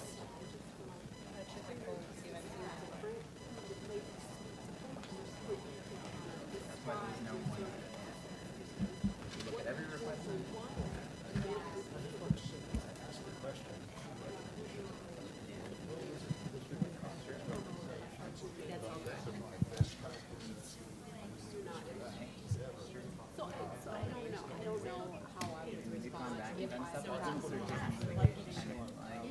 When we said, when the sunset, we don't need to do the search, we can defend our I have to.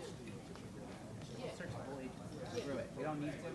What we did is reasonable. We just proved we have no records to it now. One answer could be to recommend that the archivist circulate these best practices to all agency heads. It might be.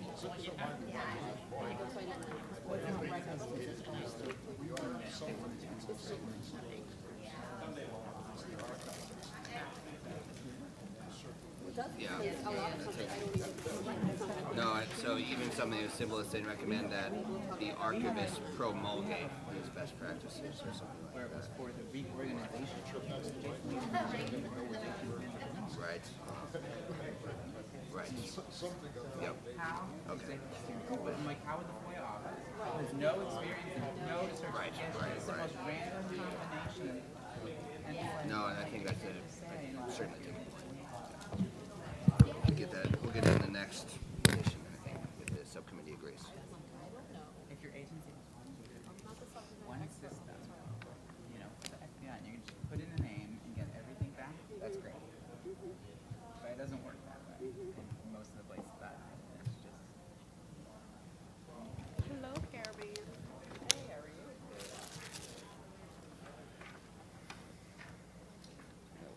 Fine. Well, Yeah, I don't want to keep disturbing you. you just get your. Emergency. Hey. I'm sorry. I was like. This is my first Halloween candy of the season. So I I hadn't been to the grocery store yet. Next so week. I'm behind. Craziness.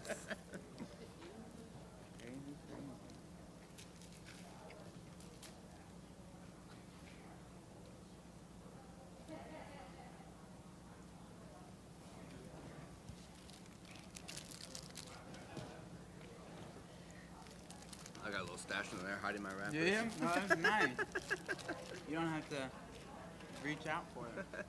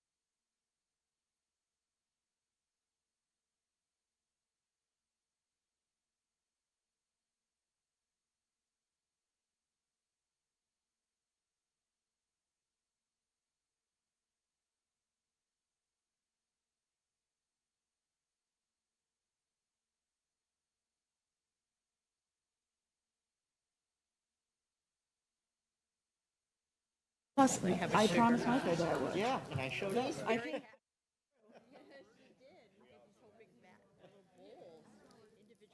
And I had these from last year from like Thanksgiving. So I said to Amy, I'm going to bring them. She's like, The candy at first? oh, no, the candy is fresh off the shelf. The little plastic bowls. Then I figured out she must be talking about the bowl. It was the bowls. And Amy was very excited because she said, oh, perfect. We have black tablecloths, orange bowls. We're in the theme. Yes, it's very fast. It's all good. How many agencies we interviewed? All right, so we're still waiting for Sean. Just trying to keep it. I would say, down, guys. I would say it was 4 to 5 of the large and the small, or the large and the medium. Okay, so 4 to 5 of each. Yeah. So 8 to 10. Because I was gonna say 10. Yeah. I think it was right I was like, let me not say that because I don't have anything more. Okay, I want to welcome everyone back. Oh, is the mic on? He walked around and clipped him. Can everyone hear me? I can hear myself. All right, welcome back, everyone. Just want to invite everyone to take a seat, and so we can resume and stay on schedule because we have a lot to get through. We're now going to move on and hear from the Efficiencies and Resources Subcommittee. I will turn the floor over to Chris and Ginger. And I see Amy strategically seated the two subcommittee co-chairs of each subcommittee together, so that's great. So if you wouldn't mind taking it over, that would be great. Absolutely. Can you hear me? Okay, there we Yes. go. First of all, we'd like to thank Amy again. She's not just the glue, she was the force behind us making this. I could show you my inbox of emails from Amy. No, really do appreciate it. As we mentioned in previous meetings, again, this is the Efficiencies and Resources Subcommittee. We were looking to drill out best practices among what we deem to be high-performing FOIA agencies, both large and medium. We eliminated the small size simply because they were mostly outliers in how they were doing things. So we looked at the mediums and the larges. And the way we identified a medium or large and the qualities that we took into account, they're in the meeting minutes from a previous meeting, so I'm not gonna run through those. What we did was we identified those agencies, we sat down as a subcommittee, and Ginger drafted a list of questions so we can consistently interview those subcommittees, and we strayed slightly from those questions, but for the most part used that list of questions.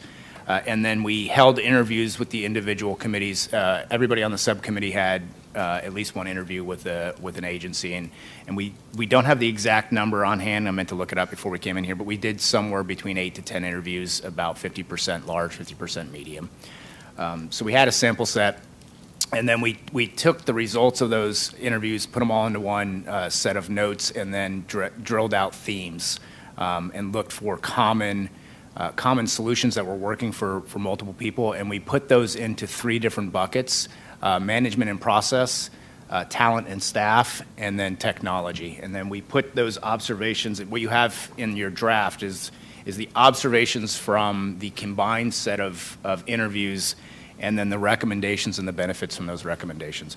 We're going to run through those really quick. I'm not going to go through every single recommendation because you have the paper in front of you, but we'll just highlight and clarify some. Some of these are going to seem common sense. Some of these are going to seem potentially expensive. We talked about the cost of implementing certain tools. But overall, we try to put together a good set of best practices that really could be adopted at most agencies. So first of all, I'll run through the management and process, and then Ginger will run through the talent and staff, and then we'll finalize with technology. So the first recommendation and observation is the importance of working with the requesters early on in the process. Multiple agencies that we spoke to said that clarifying early on, working in and I know it's an odd word, but partnership with the requester to get them exactly what it is they want, you can drastically narrow down your universe. We all know that. And then encourage teamwork. This isn't just among your team, but it's elevating FOIA to I don't want to use a mission because it's elevating FOIA to the level that the individual subject matter experts want to participate in it, and they want to collaborate with the FOIA teams. Also forming teams and creating subject matter experts. One of the things that Jason Barron touched on was using technology to cluster documents that are like-themed. If you have like-themed FOIAs and requests, you can create a subject matter expert in that can blow through them much faster. Again, some of this seems like common sense, but a lot of people aren't doing this. And one of the successful agencies actually looks across all their FOIAs that they have at a given time, and they don't look at them as individual requests. They look at them as a collective universe of information, and then they can break apart those requests and have a subject matter expert here that might touch all of those FOIA requests because there's a certain kind of document in all of them, and they only look at that and they just get stronger and stronger at those types of documents.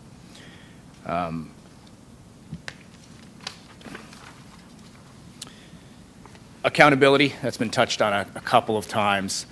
Some type of visibility and metricing system into the individuals that are responsible for providing responses, and that could be anything from pages reviewed to FOIAs closed. I mean, some of these metrics are going to be a little bit dynamic because FOIA A doesn't look like FOIA B, but pages seems to be a pretty good metric that some of the more successful agencies were using to evaluate their teams, and visibility into the success of those teams as well.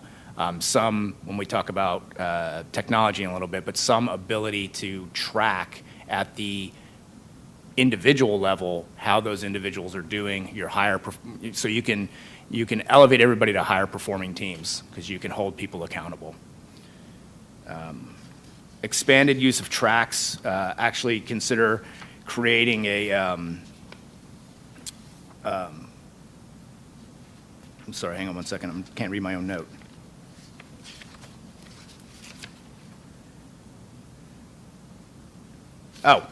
This is really more balancing resources between simple and complex, not overwhelming an individual resource with continually complex requests, balancing the work between resources.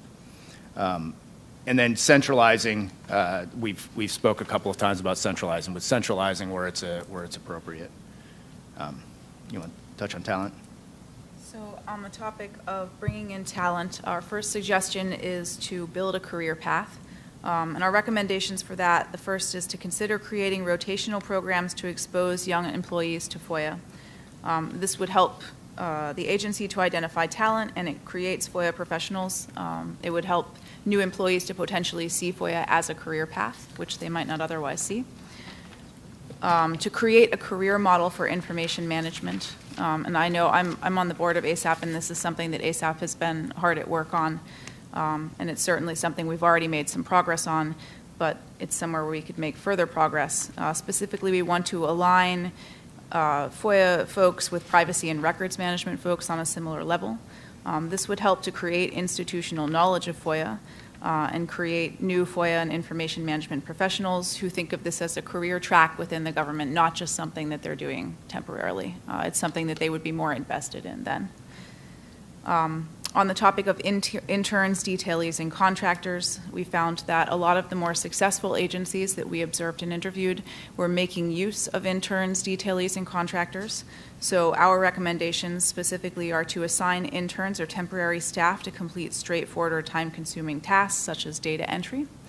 And these tasks require limited training, so it's a good temporary task for someone even with a low level of knowledge of FOIA or government systems. And this would be assigning temporary resources to these tasks, and that frees up more time for more experienced folks to be more focused on tasks that actually require their level of experience.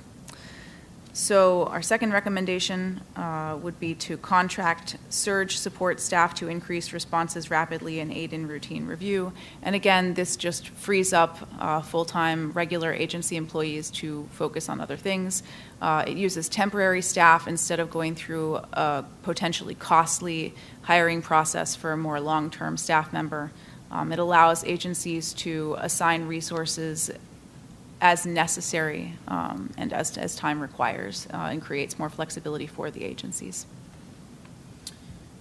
Thank you, Ginger. Moving on to technology, the first category is records management and search. And the recommendations that came out of those conversations, a lot of the conversations had to do with locating relevant material and aligning better with records management activity. Creating an add-on to the IT systems for actually getting the records out ensures the records actually can come out of the systems. Again, that might be common sense, but it's amazing the lack of ability that some agencies actually have. Designate a point of contact to approve the search requests within the records management systems. Ultimately, that improves the quality of the searches over time. Again, that creates the subject matter expertise, and it creates the single point of contact. Make the goal of responding to FOIA requests a major component when developing records management systems and workflows. This is better aligning with the upstream records management, the more information governance activity, the privacy and records folks, nagging them at the time of systems implementation to keep an eye out for FOIA keep an eye on FOIA activities that the system might be used for. The next was tracking systems. The recommendation was adopt a centralized department-wide FOIA tracking platform or consolidate to fewer tracking systems. Some agencies have none. Some agencies have multiple. Some track the same thing. Some have duplicitous information. Some track completely different information. Consolidating that into one tracking system obviously saves significant time in the long run and ultimately would make the FOIA reports at the end of the year easier. Employ an established commercially available or government available product, COTS or GOTS software product across the organization. We did not include specific names in here. There's many products and platforms out there, but implementing a product that's either specific to FOIA or a product that is very good in another category like e-discovery and is adopted for FOIA, and you build a FOIA workflow on top of that, because that's the last recommendation. If it's a COTS product and it doesn't meet the agency's need or the FOIA process need, then have a developer modify that and have them continuously adjust the system to meet your needs. Again, that's a little overly simplistic. But this idea that there are plenty of, we've talked a lot about e-discovery tools today. There's a lot of analytics tools out there. They work very well, and they solve a lot of the problems that we're trying to solve, but they don't speak the FOIA language. And instead of exemptions, they call things privileges and attorney-client. It speaks in legalese and not in FOIA-ese. That's not that hard to modify. It's putting a FOIA address on e-discovery tools, and it's not that difficult to do. And we talked about the 90-10, or Jason talked about the 90-10, that an agency that doesn't have a lot of complex requests may not see the value in implementing a technology like that. But if you have a lot of simple requests that look the same day in, day out, you can start to train a system like this to redact out, if it's forms, they redact out certain portions of the form. If it's PII, PHI, it can prescriptively redact out information. So if it's 4 numbers dash, or 3 numbers dash 2 numbers dash 4 numbers, I think that might be a social security number. I put a transparent box over it, then the person doing the work, boom, it's redacted. So even agencies with simple requests can benefit from these technology recommendations. And I'll leave that open for the rest of the subcommittee to make any comments. Correct me where I'm wrong. Thank you, Stephanie.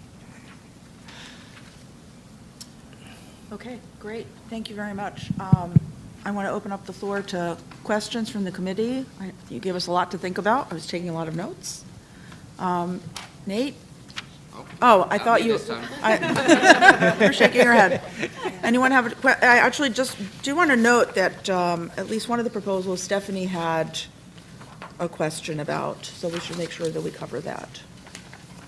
Right. it's just, there were just areas that we need to look a little more closely at and make sure that we have the right language. Okay. I just noted there's a comment on the second page, right, or on the third page. Yeah, we put this out as a draft to the subcommittee Okay. members at the 11th hour. Right. Hey, at least you put it out. That's great. Okay, but that's something you can all work out within the subcommittee. Right. Okay, good. Chris, I think that this is Melanie, I really think your last point was so interesting, that we do tend to think of the technology tools as being having the most impact for the big agencies with the massive quantities, which of course proportionately it will have a big impact, but it doesn't mean that they're not valuable for the smaller volume agencies, because even if there are, and a lot of the small volume agencies respond within the 20-day time period, but if we could get it down to 5 days,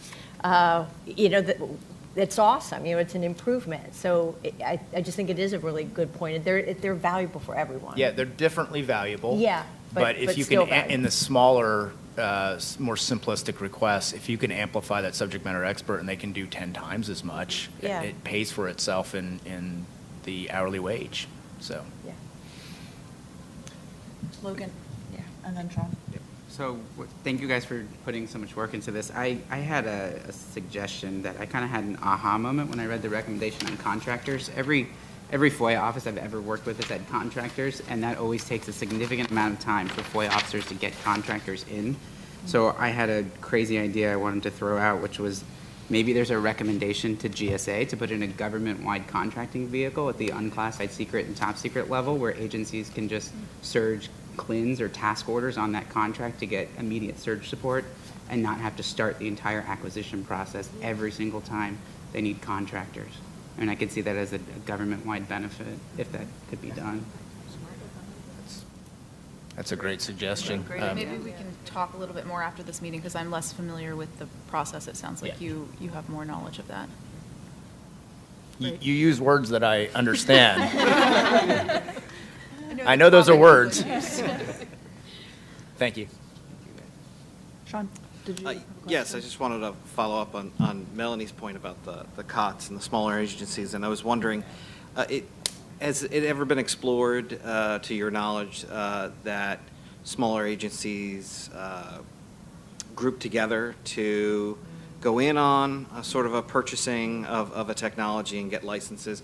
I mean, I know it's usually in a single agency and the licenses get handed out, but for smaller agencies, sometimes it's that initial hurdle, and they just don't have enough sharing that they even do to make it economical.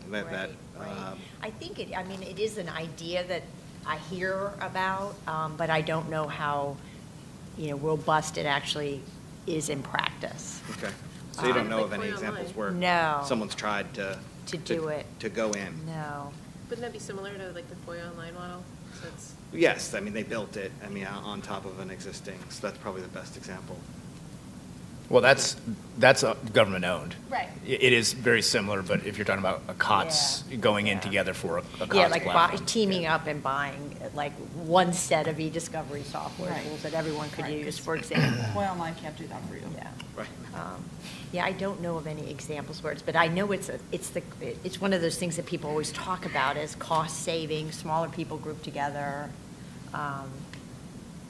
Maybe that's something the subcommittee can consider including. Technology companies will follow the money, and if they don't think there's money in the industry, they're not going to break into it. I mean, there's a reason why there aren't companies banging down your door for FOIA technologies right now.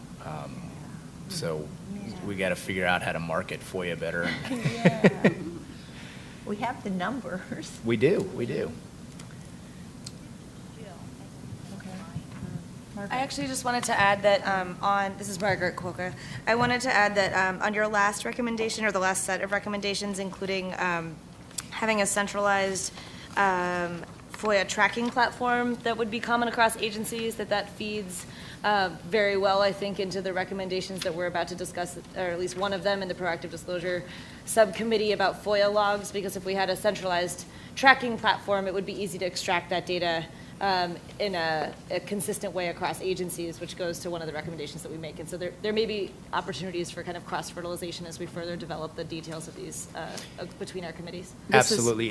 Sorry, go ahead. Ginger, go ahead. No, sorry, this is Ginger. Yeah, I agree with you on that. I'm starting to hear themes between our recommendations and the search committee's recommendations, and I suspect that there'll be a lot of overlap with the proactive disclosure committee. And that's actually an administrative question. At the end, are we doing one set of recommendations? I don't think we've really talked about. Are we consolidating the subcommittees back and presenting one set of recommendations versus three? Is that what the idea is? That's what I assume. That probably would be preferable. If we do that, then we can start looking at the synergies across them. And right. Yeah. But I did want to I thought I heard you say recommending for a tracking system across multiple agencies, and I think the recommendation was really within an agency that they have a tracking system that works department-wide. That was my problem. It is currently, but it could be based on proactive disclosure. It could be adjusted a little bit. My misunderstanding. I was feeling hopeful. Please remain hopeful. Okay, anyone on the phone have any questions or comments they'd like to make? Yes, this is James Hirschberg. Can you hear me? Yes, loud and clear. Can you hear me? Loud and clear. There was some mention of metrics for measuring efficiency in the report, and that referred to closing cases and also number of pages released. And it occurred that those were purely quantitative measurements, not qualitative. I've had experience where many pages were released and they were all from publicly available databases. So the case was closed. Many pages were, quote, released, unquote, but it was completely dissatisfactory. So my suggestion is, and this goes across the board for agencies, why not, when a FOIA response is sent out, shouldn't there be a electronic question? Were you satisfied with the response to your request? And if the answer is no, why not? And collect data as to the percentage of respondents who were satisfied with the response and also the reasons for any dissatisfaction. And I think that could be incorporated into measurement of efficiency and productivity of various FOIA offices. It's a really interesting point. In just ruminating on it in the 10 seconds I have, I would think that you would get because of the nature between the requester and the agency, that more often than not you would get a no. And that doesn't mean that the quality of the response was poor. So I think more often than not that wouldn't tie to the performance of the individual, which is what we were talking about here, versus the performance of the agency. Right. But it is something that, we should take into account as a possibility. That brings up another point. This is Michael Bekesha. When you were interviewing people, did they talk about the different types of requesters? And they thought of efficiency was a commercial requester, a good government transparency group, or an individual requester? Because I think sometimes that changes about those early conversations. The quality of the requester themselves? Not necessarily the quality, yes. I don't mean that negatively. The experience. To the extent they kind of know what they're looking for versus not knowing what they're looking for, and how that affects the entire process. I don't think we... One thing I noticed when we were interviewing, I'm sorry if please, was that a lot of agencies say the most challenging requests, of course, are those requesters who seek any and all information on everything that you created on this particular subject. Yeah. Those are most challenging to work with. That was something, this is Ginger, that we had identified, in particular with the Department of Labor. One of the offices that we had looked at initially was the Occupational Safety and Health. And OSHA deals with a lot of pretty professional requesters, pretty rote requesters who know exactly what they want. They want the investigation file from their company. That's what they want. And that tends to skew the numbers then for those agencies. Agencies that deal routinely with more professional requesters, more finite requests, those sorts of things tend to skew the numbers in favor of the agency performing better. And it's not something that we necessarily took into account here. I'm not sure how we could, for a recommendation, have better educated requesters. We could try it. But it is an interesting point. It's not one that I really considered.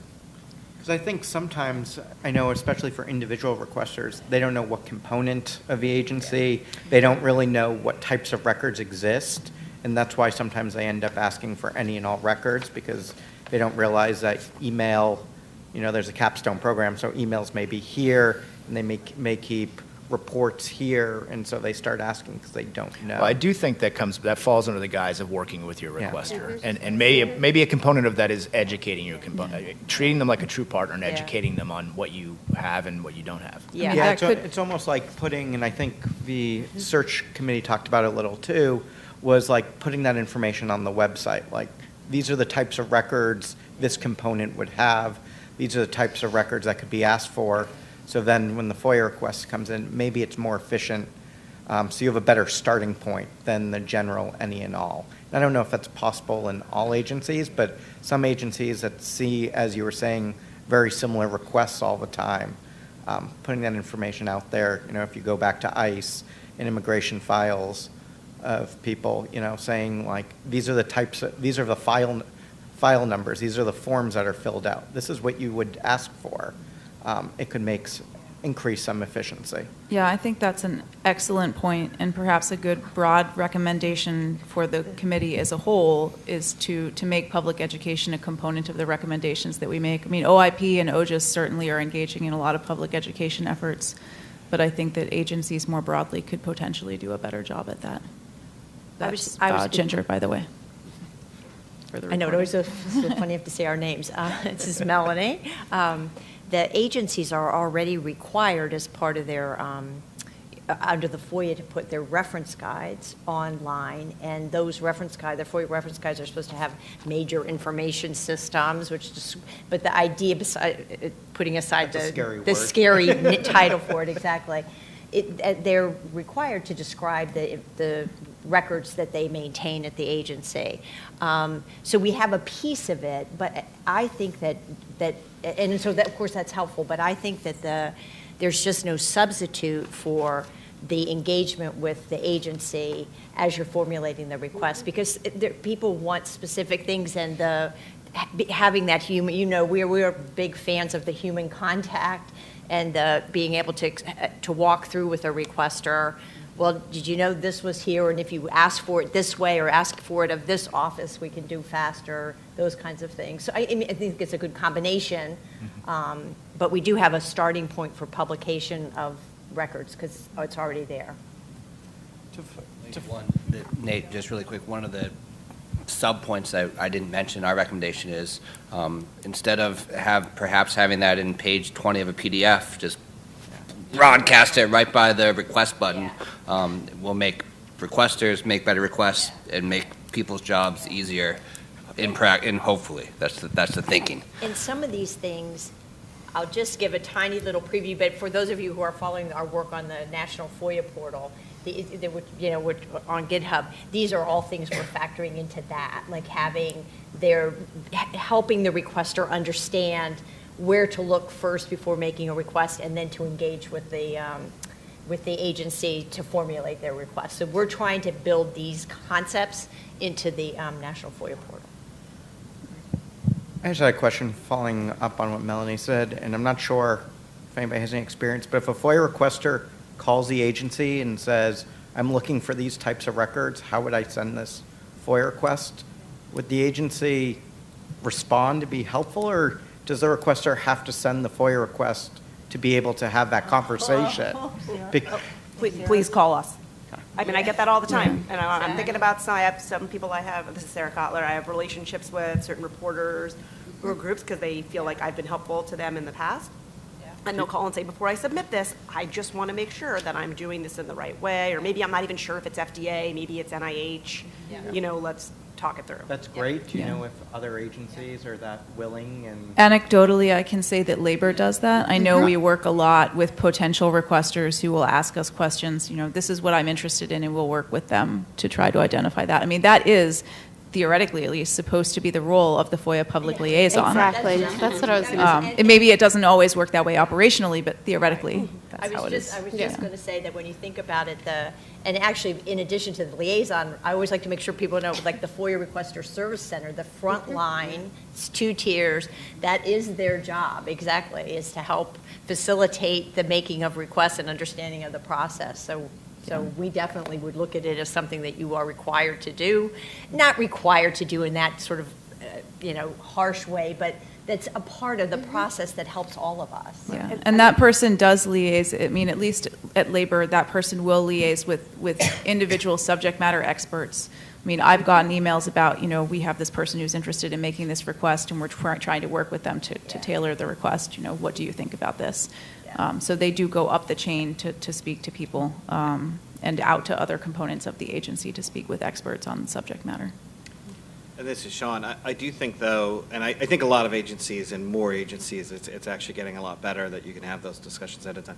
But it's mostly the experienced requesters who even know that they can do that they have the relationships with someone like Sarah, or they've been in contact with a FOIA office, and they say, well, let me check this. The new requesters or the infrequent requesters probably never really realize that or feel comfortable making that contact. And this is Sarah. I mean, it works both ways. I mean, I always say that the FOIA officer's best technology tool is actually the telephone. Yeah. Because if I get a request, I can look and go, this person does not know what they want.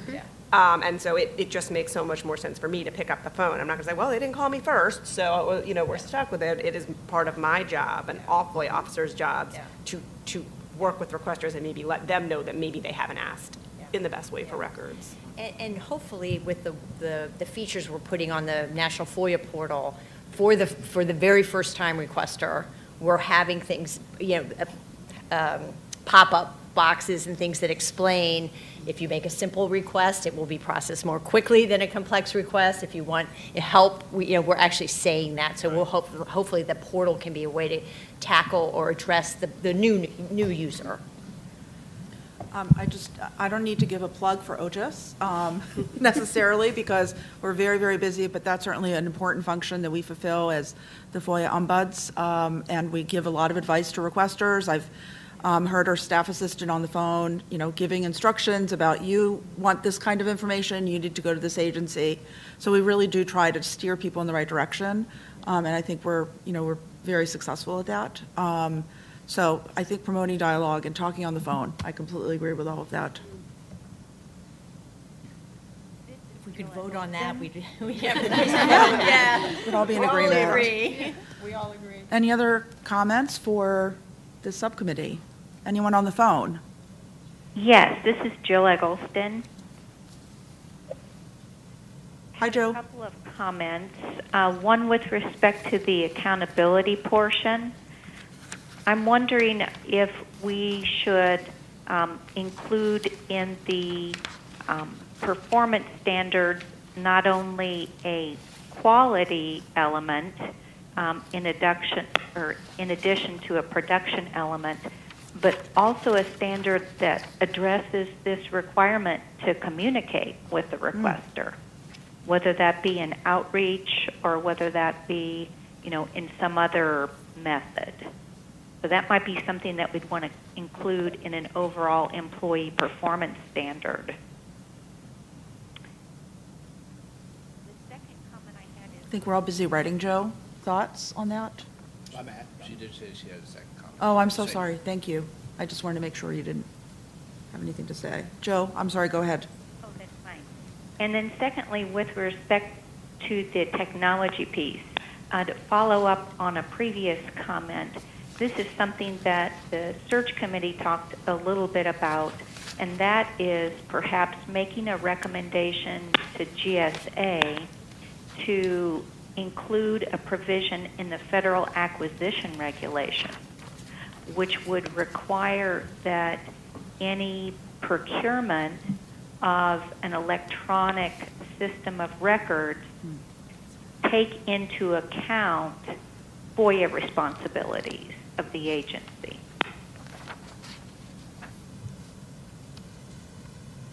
Does everyone understand that? I have some sense of what she's speaking Okay. about. I was just going to say whether you needed her to explain that a I little think something more. like that might be included already. I know I was just looking at Privacy Act responsibilities last week, and that's included in the FAR. But that is a good question to look into, and it's something that I will try to track down. This is Ginger, by the way. Great, thank you.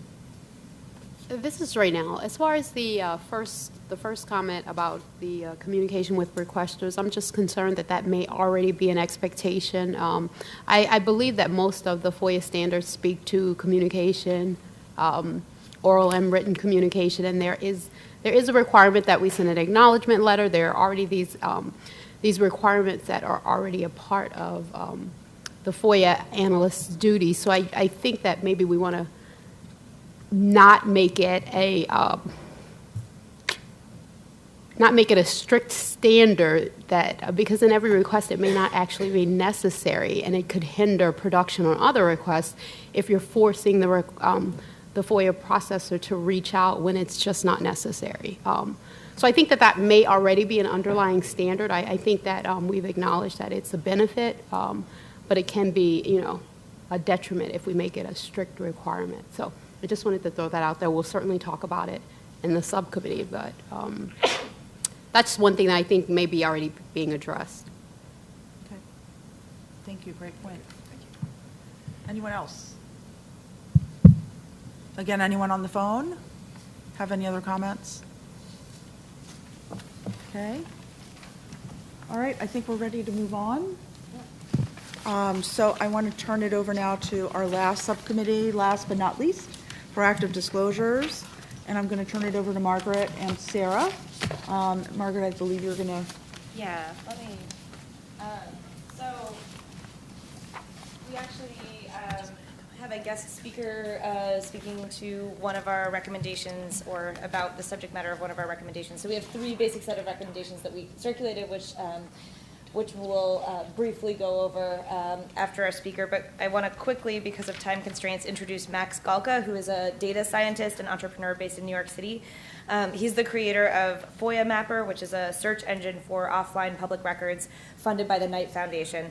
Max is also an adjunct lecturer at the University of Pennsylvania, a bi-monthly columnist for The Guardian, and a writer of the popular data visualization blog Metrocosm. So I'm going to turn it over to Max first, and then Sarah and I will continue with our recommendations afterwards. Thanks. Great. Are you in a decision?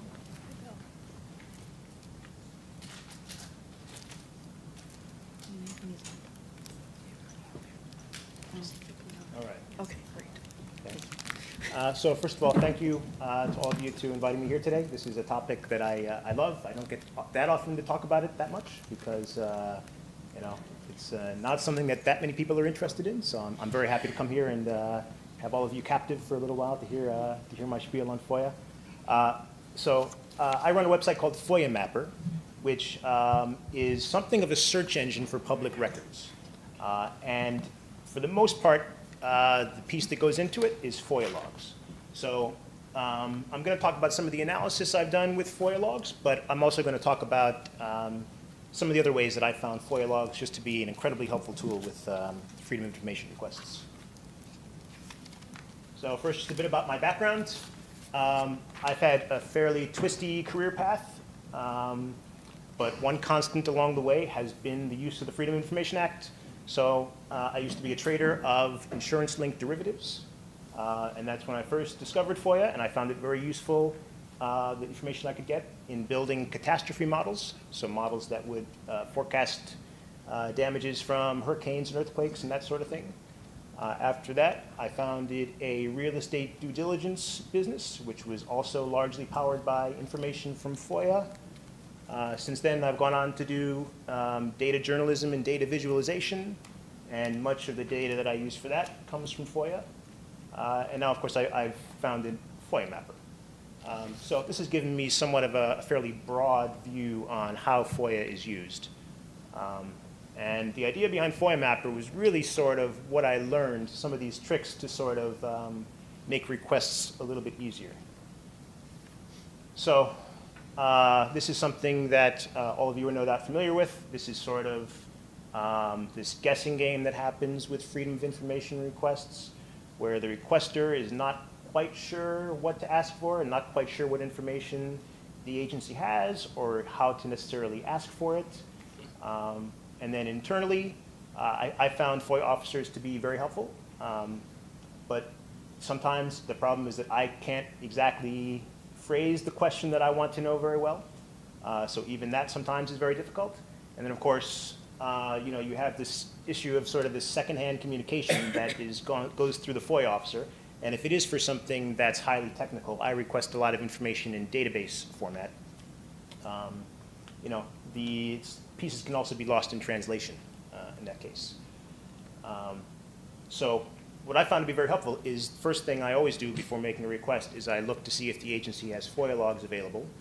And I look through the FOIA logs. And best case scenario is that someone has already requested what I'm looking for, in which case that's the easiest request you'll ever make, which is just I'll have what you sent for that request. And those, I've had turned around in a day before. A more likely scenario is you don't find exactly what you're looking for, but you find the information you sort of need to figure out what to ask for. So, this is just an arbitrary example here of environmental hazard information, but maybe if you're looking for that kind of information, you look through the FOIA logs and you see mention of, say, a Superfund site or a brownfield site, and you say, okay, that's what I'm looking for. I wasn't familiar with that term, but once you know that term, that's sort of a keyword you can use to make the the description of what you're asking for much easier. So what I did with FOIA Mapper is I went out and collected FOIA logs from as many government agencies as I could at the federal level. I digitized them, which involved a lot of scanning paper in and optical character recognition and that sort of thing. I standardized them into a database and I made them searchable. So what you can do is you can search for a keyword and you can see any request that falls under that keyword. So you can see which agencies have it, how other people are requesting it, and that sort of thing. So this is what I see as the big use case of FOIA logs.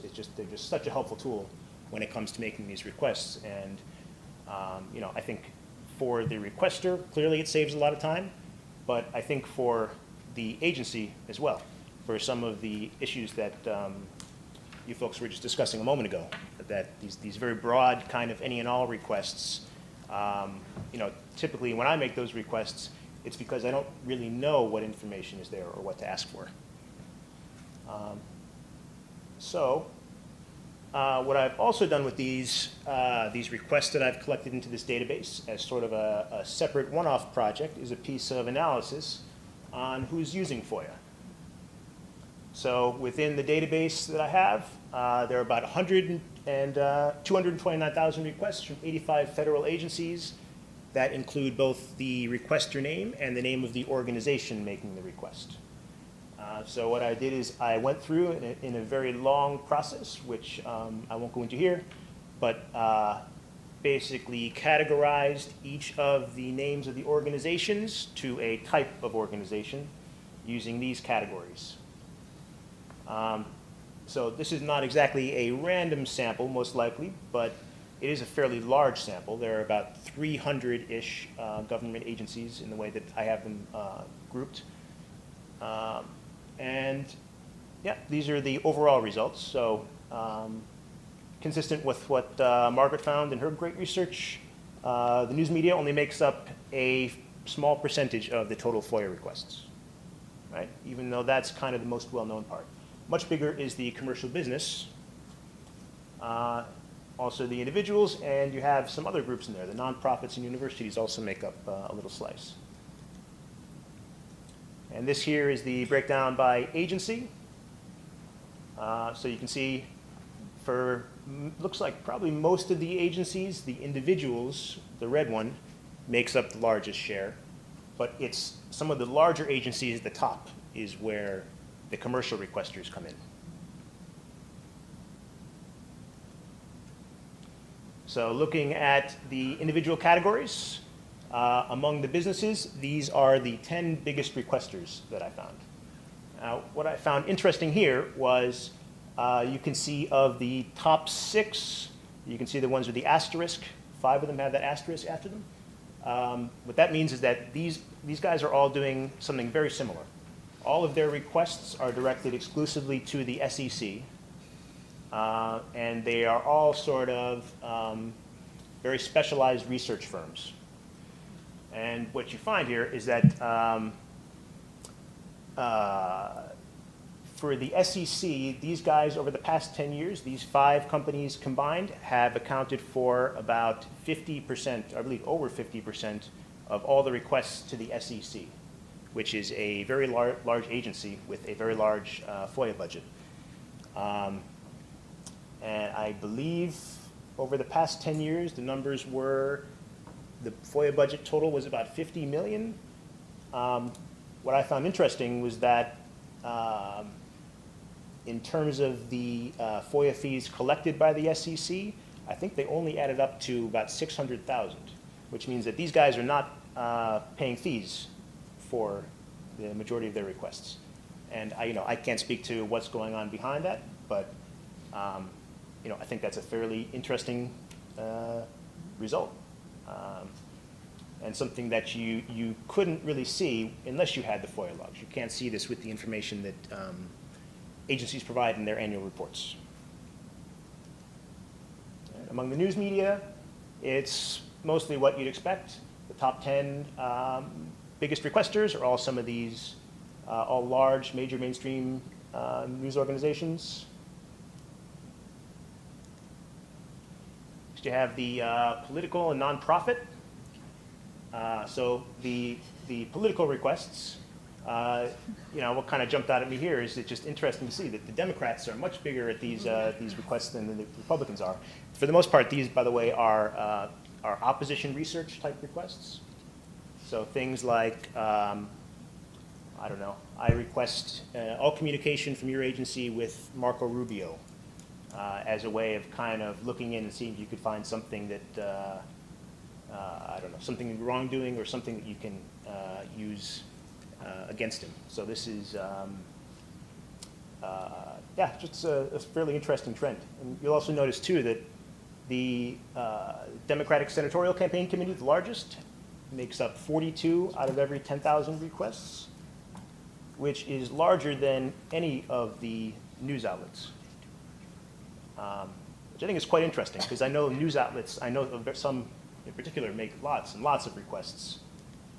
So it just kind of puts in perspective how big FOIA is for these political groups.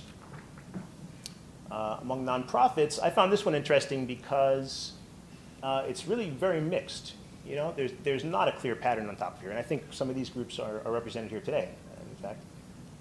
But you have a labor union, you have government accountability, you have animal rights on here. So yeah, it's fairly interesting that you have such a diverse group of nonprofits that are making use of FOIA. And then finally, you have the universities. That's National Security Archive, George Washington. Yes. But yes, we're technically news media, for the record. Oh, okay. Our fee status is news media. I think you'd be number one in any case. Oh, no, but it's interesting. I think we're put in, some people could say we're education. So that concludes the research that I did with it. Just a few considerations on FOIA logs. Well, first of all, as I mentioned before, I think FOIA logs can be just an enormous time saver for both the requester and the agency. There was some discussion here before about the major information systems, which I think is also great, but sort of does sound a little intimidating and is not always that helpful if you don't already have some background on how to look at them. But I think something like, here's a list of what other people are asking for, is something that's actually like perhaps even more useful for someone new to FOIA, because it's kind of hard to know where to start. If you can see what other people are asking for, that's like a sort of really helpful to see. Another piece here, just very specifically, is the importance of the format. So I get the sense that a lot of agencies don't appreciate how much difference there is between receiving a FOIA log as an Excel spreadsheet versus receiving it as a paper document.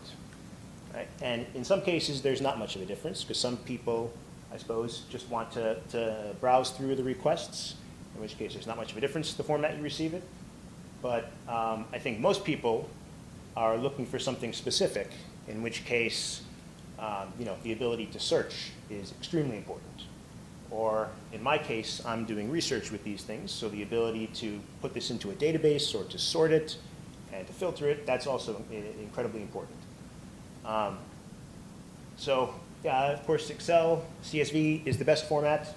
PDFs are tricky because there are two different types. There are structured PDFs, which are usually produced by the computer. So, for example, if you convert a Word file into a PDF, or if you export a PDF from a FOIA management system, that will typically be a structured PDF, which you can search, you can highlight text, you can copy paste. So that's almost as good as a spreadsheet. Scanned PDF is much more common, I've found, where you'll have like this example here, where the FOIA log will be printed out because it needs to be redacted, and then it will be, excuse me, this is actually not this example. This one was not scanned back in. Normally, it would be scanned back in and sent to you as a PDF. And for my purposes, those are extremely hard to work with. And it requires some really complex tools that take a lot of manual work to be able to turn it into an electronic format that you can search through. Yeah, this here is, this is one that I received. I requested in Excel format, and what I got back was this big box here of nearly 800 pages in printed out spreadsheets, which I fully appreciate why, because the redactions needed to be done, but there are certainly ways of doing it electronically, and I think even if the redacted columns there were removed entirely, I would still prefer to receive it in electronic format. So just one consideration there for the disclosure of FOIA logs. Yeah, and then finally, one great thing about FOIA logs is they sort of never become outdated, because the record systems tend to stick around for a long time. So seeing what someone requested, say, 5 years ago is going to be very helpful today.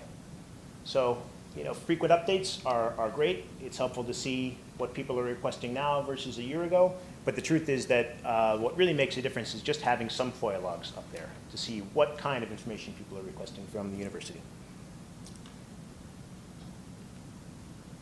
And that's it. Any questions about the analysis? FOIA logs? Yes. Sure. This is Michael Bekesha. Real quick, was there a big difference between the type of information that was on a FOIA log depending on the agency? Oh, yeah, huge. Huge difference. Hard to make comments about that in general, but some of the immigration agencies, what you'll find is that's like entirely lawyers and individuals asking for very specific records about them. I just mean like the categories of information. Like, did some agencies have the name of the requester, the type of request, the type of documents, yes, how long it took to process, and Yep. other additional information? And Yeah. then did some have like less specific information? Yes, absolutely, yeah. The information fields that are included. There's a very big range. The ones that were common are usually the date, which can vary between agencies, what date they use, whether it's the date received, the date it was perfected, the date that it was responded to. You will have some information about the request usually. Sometimes it's just kind of one or two words saying what the request is about, some sort of like category. Other times it's the full text of the request. And then there's a very long list of fields that are kind of perhaps not that common with most agencies, but you'll see occasionally. So things about the type of requester, are they a journalist, are they a commercial business, the amount of fees they paid, the exemption that was cited if the request was denied, that sort of thing. So yeah, it's a very big range. Do any of them have the name of the person processing the FOIA request? Yeah, some of them do. Some of them do. And I would find that helpful to see, I think, just to see if there are patterns. I would be interested to see if there are patterns by processor. Yeah. Thank you. David Pritzker. Two questions about the situation you described where you discover through the FOIA logs that someone has already asked for exactly what you want. Sure. To what extent are agencies required to keep, as a separate agency record, the results of the search for that request? As far as I know of, there is no requirement to do that. But I believe there is, at the very least, I don't know, all agencies I know of keep a set of notes for each FOIA request. And most that I know of keep the results. I have come across sometimes when I've made a request like that where I've said, you know, I would like the records that you sent in response to request XYZ. And they've said that, oh, they need to prepare that again. But I've never come across a case where I asked for that, the request that someone else made, and then there was confusion afterward about what it was I wanted or any kind of like difficulty. It's always been a very smooth request. And the other thing I wanted to ask is, suppose they've already searched for something that you want. As a matter of transactional time, how much of the 20 days does it typically take for the agency to respond to your identical request? And is there much variation among the agencies? There is variation. I think I mentioned before, the fastest I've gotten one back was 24 hours. So I've had them back like immediately afterward. And you know, in most cases, yeah, I'd say I definitely get them back within the first, within the 20-day statutory period. You know, sometimes it takes a little longer than that, but you know, compared to other types of requests I've made, like those are the smoothest ones that you can make. So there is variation, but it never goes, you know, 6 months or a year like other requests can.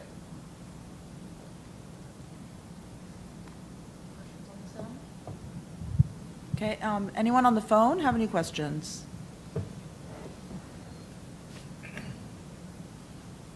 Okay. Thank you so much for coming and sharing that great data. I think that was really fascinating.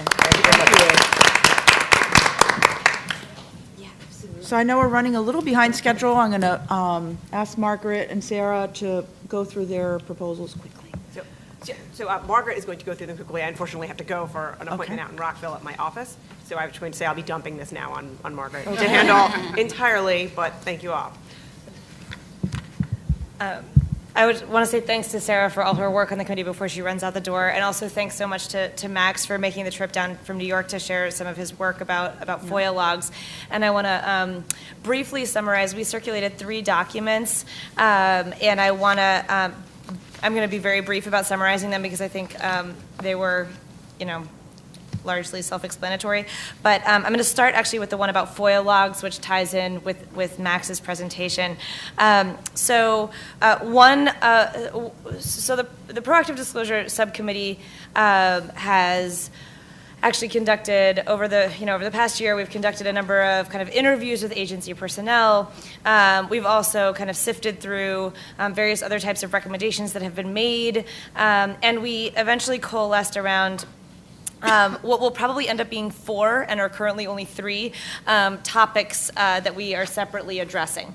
So the first one is about FOIA logs, and this recommendation is actually for agencies to publish on a regular basis their FOIA logs with a standardized set of fields and information.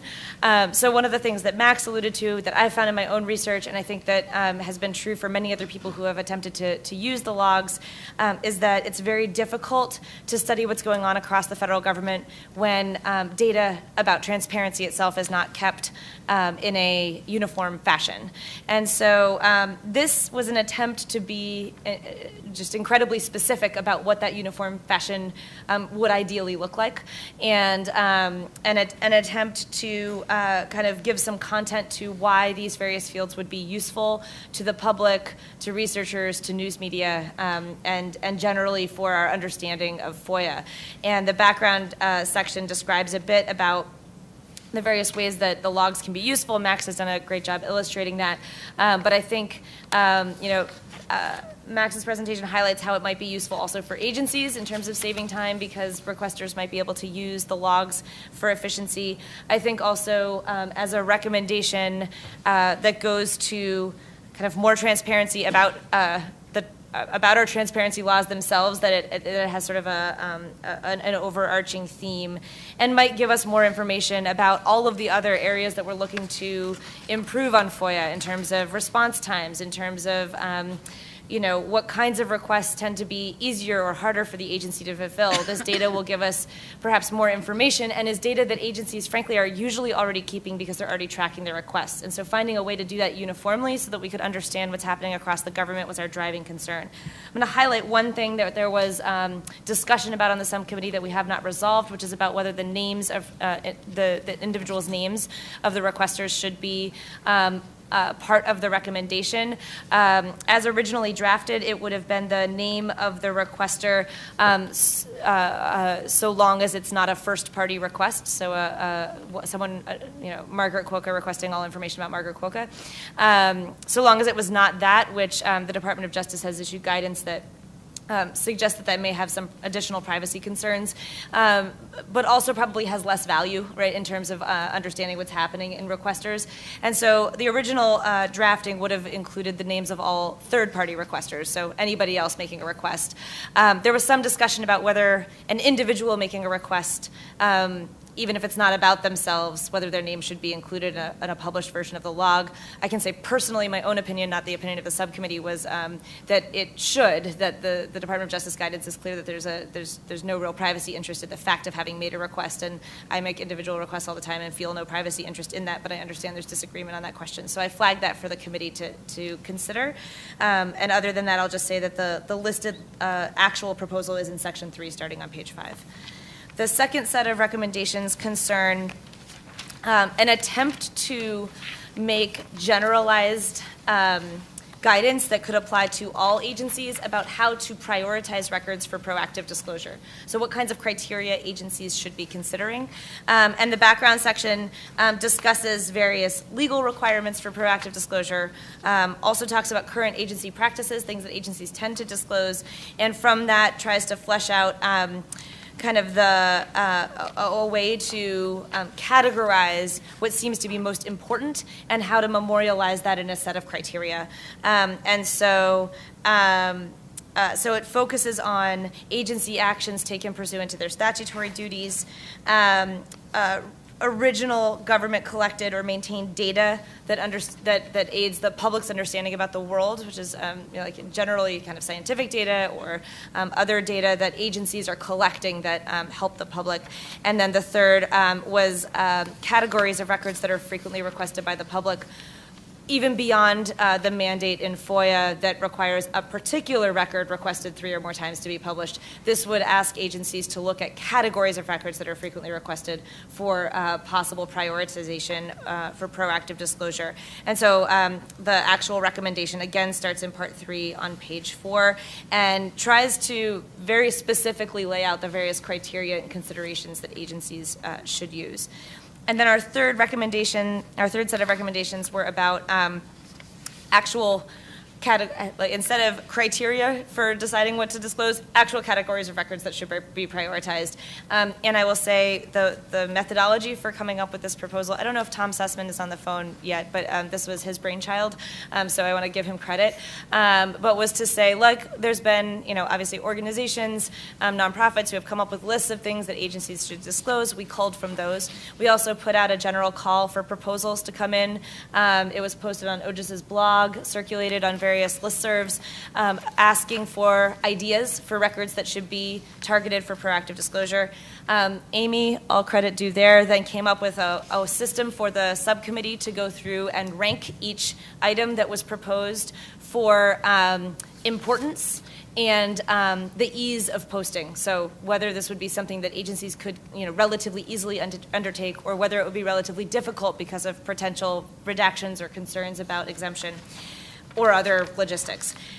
After we created that basic rank ordering, we had a set of 3 lengthy calls where we went through each item in detail and tried to form consensus around whether we should include it, whether it was kind of low-hanging fruit for inclusion on this list.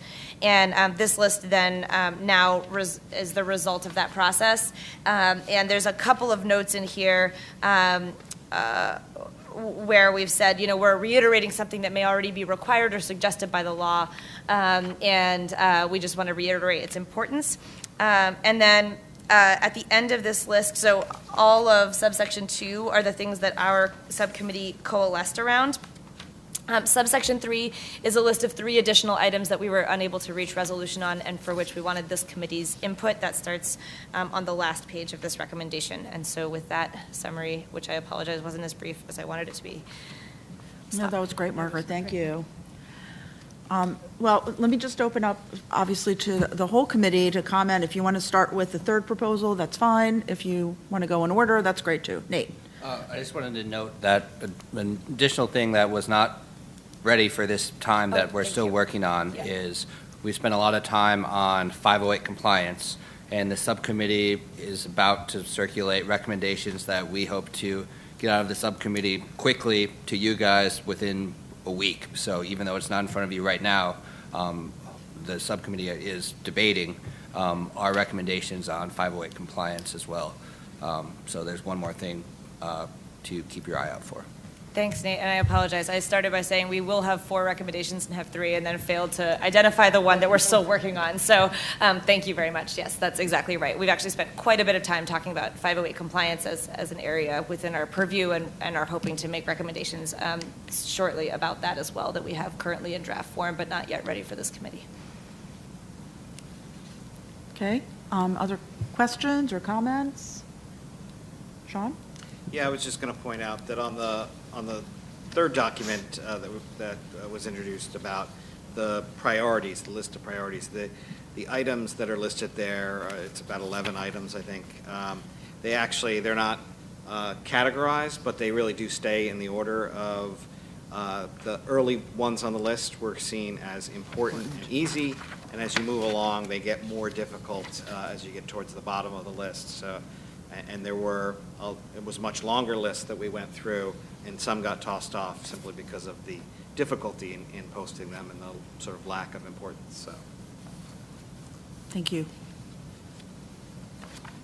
I want to invite folks on the phone. Anyone have any comments or questions? Logan, you're not on the phone. You're here. Here, I just wanted to offer a few comments on some of the categories of records, just things for consideration. On unclassified reports that agencies provide to Congress, I would consider adding correspondence as well. A lot of things, a lot of letters are traded. I don't know if you considered that. I would recommend that. On the employees and directories and contact information, I would point you to OPM's data release policy. A lot of agencies are going to have, law enforcement and other names that are very sensitive and can't be released, and there's lots of, the OPM data release policy is a good place to look, and maybe it's that your recommendation is consistent with that policy, which is a government-wide policy. Just kind of running down the list. Agency visitor logs, my thought was if it was for official business, that's great. Some people work in facilities. I work in a facility. If your child or spouse needs to come while you drop something off, you've got to log them in and give their social security number. You guys probably want to exclude that to the extent you consider that the meeting is, the visitor log is for official business and not like a tour or something like that. And then OLC opinions, Melanie may have her own thoughts on this, but I think if you look at the OLC reporter over the years since people started requesting these, it's gone skinnier and skinnier and skinnier because OLC has written less and less and less opinions because they're more subject to FOIA, and I think that ultimately harms agencies. So my vote would be against including that on the list. Okay, great. If I can just briefly on one thing, I wanted to, and thank you for all of those points, which we'll come back and discuss certainly in the subcommittee. One thing on correspondence with Congress, we actually had a lengthy discussion about this. It was originally on our list and decided on excluding it because so much correspondence is, for example, constituent services, and it seemed to us that it would be difficult for us to kind of figure out how to craft that such that we didn't end up overburdening agencies by having correspondence where they have to make privacy redactions for constituent services and also where no one really, cares. And so we eventually decided, because of difficulty and potentially large volumes of records that don't have a great public interest, that we would exclude it from the list for that reason. But certainly if there were a way of phrasing that you could think of that you wanted to suggest to our committee, we would be open to revisiting. Committee correspondence and not with individual senators or members of Congress doing constituent work would be a possibility. Yeah, that's a good idea.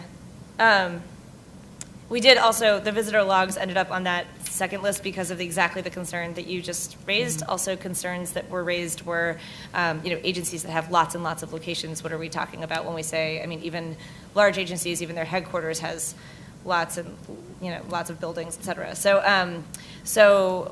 that was why the difficulty of that and the potential, concerns around non-official business were exactly the problems we identified. This is Ginger. I wanted to echo Logan's concerns on the visitor log issue, and also talk about the employee directories and contact information. I don't know what the current policy is on this. I haven't taken a look at the policy that he was talking about, but I think that's definitely a useful place to start. I know at Labor, if we're calling out from the agency, our phone number doesn't show up. Like my individual phone number wouldn't show up for you. It would just show up as like 9999 as the last 4 digits. And there's a good reason for that. Because if you want employees to be able to do their work, you don't want them to be having to take constant calls from random members of the public. We have OSHA inspectors who are law enforcement inspectors. We don't include, when we release documents, we would redact those inspectors' names and contact information, and even their inspector IDs most of the time, because we want to protect those people from retaliation. And even some of our non-law enforcement agencies, there are very, very real reasons that we wouldn't want email addresses and contact information released to the public. So I think from a privacy standpoint, there are definitely more questions that need to be asked before that kind of information is released. Yeah, I just want to make a comment, and I want to echo what Ginger's saying. Having been at the FBI for almost 15 years, where, of course, we protected all the time consistently employees' names, whether they were agent or support, coming over to the National Archives, it's sort of the flip side. Everything is public. All the employees' names are listed on the website, and you go and you can call anyone you want. So it's just very interesting, two ends of the spectrum that I've had the opportunity to observe. So I see both sides. Also, Ginger, again, logistically, I think that's going to be a difficult requirement, because agencies are losing people and gaining people every day. For a large agency like, for instance, the Department of Labor or some of the other even larger agencies, to keep that database constantly updated might be problematic. This is Michael Bekesha. I think one thing that you could see is the State Department has a public list of senior level employees and their phone numbers, not email addresses. And that's updated, I think, every 6 months or so. And so maybe we're not looking or talking about, or people even care about every employee of an agency, but of some rank, of some level, head of a bureau, for example, in the State Department. Capstone officials. Capstone officials may be a good way to limit it. And maybe, avoiding email address, but phone number, people can easily ignore a call and have it go to voicemail, and that's almost less intrusive than email these days, I think, for people. So, there's probably some middle ground between no disclosure and some disclosure, but could be resolved. Great. Any other? David? Are all of these subcommittee documents that we've been talking about today posted on the website with a request for public comment? Yes. It's already there? Yes. Good. We can thank Amy for that again. All right. Let me just flag for the sure. committee, just because the other items that the only other item that we haven't yet touched on about full committee consideration was congressional budget justifications. I want to raise that. Also, if you look at item J, this is about we considered contracts And the suggestion, there were various iterations of the suggestion. So one was, well, every agency, just like the top 10 contracts they have by value. Or then for a while we were like, well, maybe we should have a cutoff at a dollar value, or maybe both, or one or the other. And then there was what dollar value. So I wanted to flag that for the committee in case anyone has any input on that they'd like to offer. And then finally, just because I flagged it once before, but just because it was one of the things that we expressly wanted the full committee's input on names on FOIA logs. And so I'll leave those last things in case anyone else has anything else to say about that before the subcommittee goes back and tries to formulate a final decision. So this is Logan. Did you guys check what was publicly available for government contracts and see what was missing? Not through FOIA, but on FedBizOps or some of the other contracting government websites where you can see every dollar amount of every contract and who won it in the bids. I'm referring this to Sean. This is Ginger. sorry. I guess this is a question tied to that. Is what you're looking for really statements of work or things associated with contracts, or just the contract itself? Yeah, well, I mean, I think we're looking for, I think ideally you're looking at the contract, but even a statement of work from the contract from some of these are thousands of pages. But the idea that right now on FedBizOps or on USA Spending, you can get the name of a contractor and the amount that they got. And generally the description, you're lucky if it's an actual sentence with nouns and verbs. Usually it's a title. And it's fixed wing aircraft, and you don't know how many or what kind of aircraft it was, or construction, and that's it. And so the idea was, if you're going to be spending $100 million or something like that, that we should be able to get a little bit better idea of what it's actually being spent on. I think that makes sense. My only other suggestion would be if there's a way to kind of narrowly craft it, because a lot of the times, right, folks are taking out sensitive business information, which is not the government's. The government, doesn't generally care about it. It's the business entities who won the contract. So if there's a way to scope it around that, I think it makes sense. And I will say that some agencies, just from having experience in this area, NASA, Department of Energy, with some of these really huge either equipment contracts or laboratory contracts, they're up. They're not centralized always in one place, and it can be difficult to find, but generally some of those agencies are already putting out some of these contracts in their kind of complete form. But in response to FOIA requests? At this point, some of them are proactive, and it may be because they know there's going to be requests. So it's. I know DoD has post proactively a lot of contracts. Yeah, I don't know if it's all of the big ones, but yeah. Great, thank you. Any other questions? All right, anyone on the phone? You guys still there? All right. Margaret, I think you're good? Yep. All right, thank you for everyone's feedback. I'm now going to give an opportunity for members of the public to come up and ask any questions of the committee. We'll take questions for a few minutes. I think we're all kind of tired, so please hang in there for the stretch. When you do come up to the mic, please state your name and your affiliation, and that way we have a clean record. Good morning. Good afternoon. My name is Alex Howard. I'm the Deputy Director of the Sunlight Foundation. Thanks to everyone who spoke today. Again, really fascinating discussion of the issues. Thank you for all of your work and your subcommittees. I hope that your recommendations receive the serious consideration that they deserve and actually are taken up and carried out, as has not always been true in the past. Two things to bring up today. One is related to a recent issue that I don't think has been raised today regarding ICE's FOIA reading room. As you may know, the agency mistakenly disclosed the private information of a number of people who contacted the tip line that was set up by this administration regarding crimes by immigrants.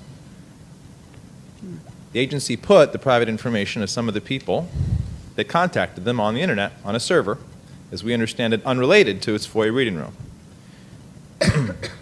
This breach was disclosed not publicly, but reported on by Splinter News. ICE then took down its reading room. We understand that to be statutorily mandated reading room without notice or explanation. Simply took it down. They refused to answer media questions about it, to release any statement. It simply went away. This morning, I checked, it's back with no statement or information regarding what happened. There was only a statement posted to the page before, someday it'll be back. Now, it seems clear what occurred. The agency made a real error in doing what we think is actually a pretty bad idea to begin with, targeting certain people in our country for crime statistic collection versus the entirety of the country seems to us to be weaponizing disclosure in a way that is certain to undermine trust in government. Now that they've actually gone ahead and posted this information, trust it will be undermined. You're going to call a tip line that publishes your personal data? In the meantime, we have an agency that refused to speak to the public, to return the inquiries of a nonprofit transparency watchdog, or to account at all for why it took down its reading room. This seems to me something that this committee and the people on it should be talking about. We still don't know if the DOJ can offer more than guidance, as opposed to nudging them to remind them that this is something they're supposed to keep up. It seems to be something that perhaps an ombudsman would be relevant to. But our understanding is this agency is the target of some of the greatest volume of requests about some of the most important, marginalized, powerless populations in our nation. And it is unaccountable to us or the public with respect to the files it was making available for inspection. That's unacceptable, and I hope that you all speak up about it, look into it, and get some kind of statement from the agency and encourage them to talk publicly about why they're changing these things and to be accountable for making mistakes. That's one thing. The second is a simple question. The Department of Justice, the end of the last administration, asked the nation, asked watchdogs, asked journalists for feedback on a release-to-one, release-to-all policy for the Freedom of Information Act, something that Sunlight happily gave feedback to. I've come here and asked repeatedly about the status of that policy. There's no statement. There's no information. What's going on here? Was that a facade of participation? Is the department and the government going to be transparent about what's going on with this policy, or should we simply drop it and go to Congress to mandate what you all won't do voluntarily? Thank you.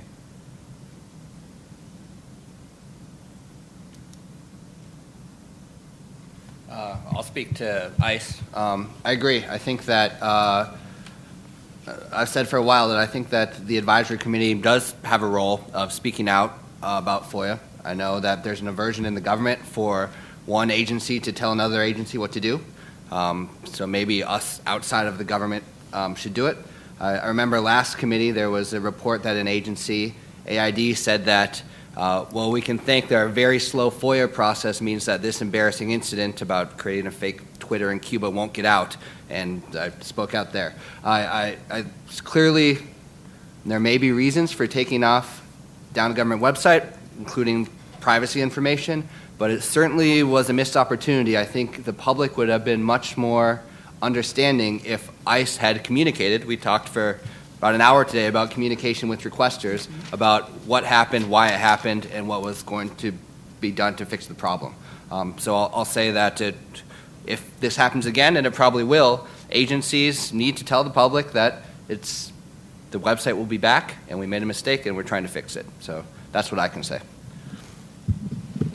Well, and this is Sean. I think you draw a good connection there. I mean, we talked about communications with individual requesters about their requests, but I think some of what we're talking about, the public outreach, public education we talked about, I think we could strengthen that to talk specifically about when either tools are down and we're asking now for probably looking to ask for logs, FOIA logs, and so we should have something in there about when these information is not available or tools aren't available, that there's a requirement or there's a recommendation that they communicate why and when they'll be returned.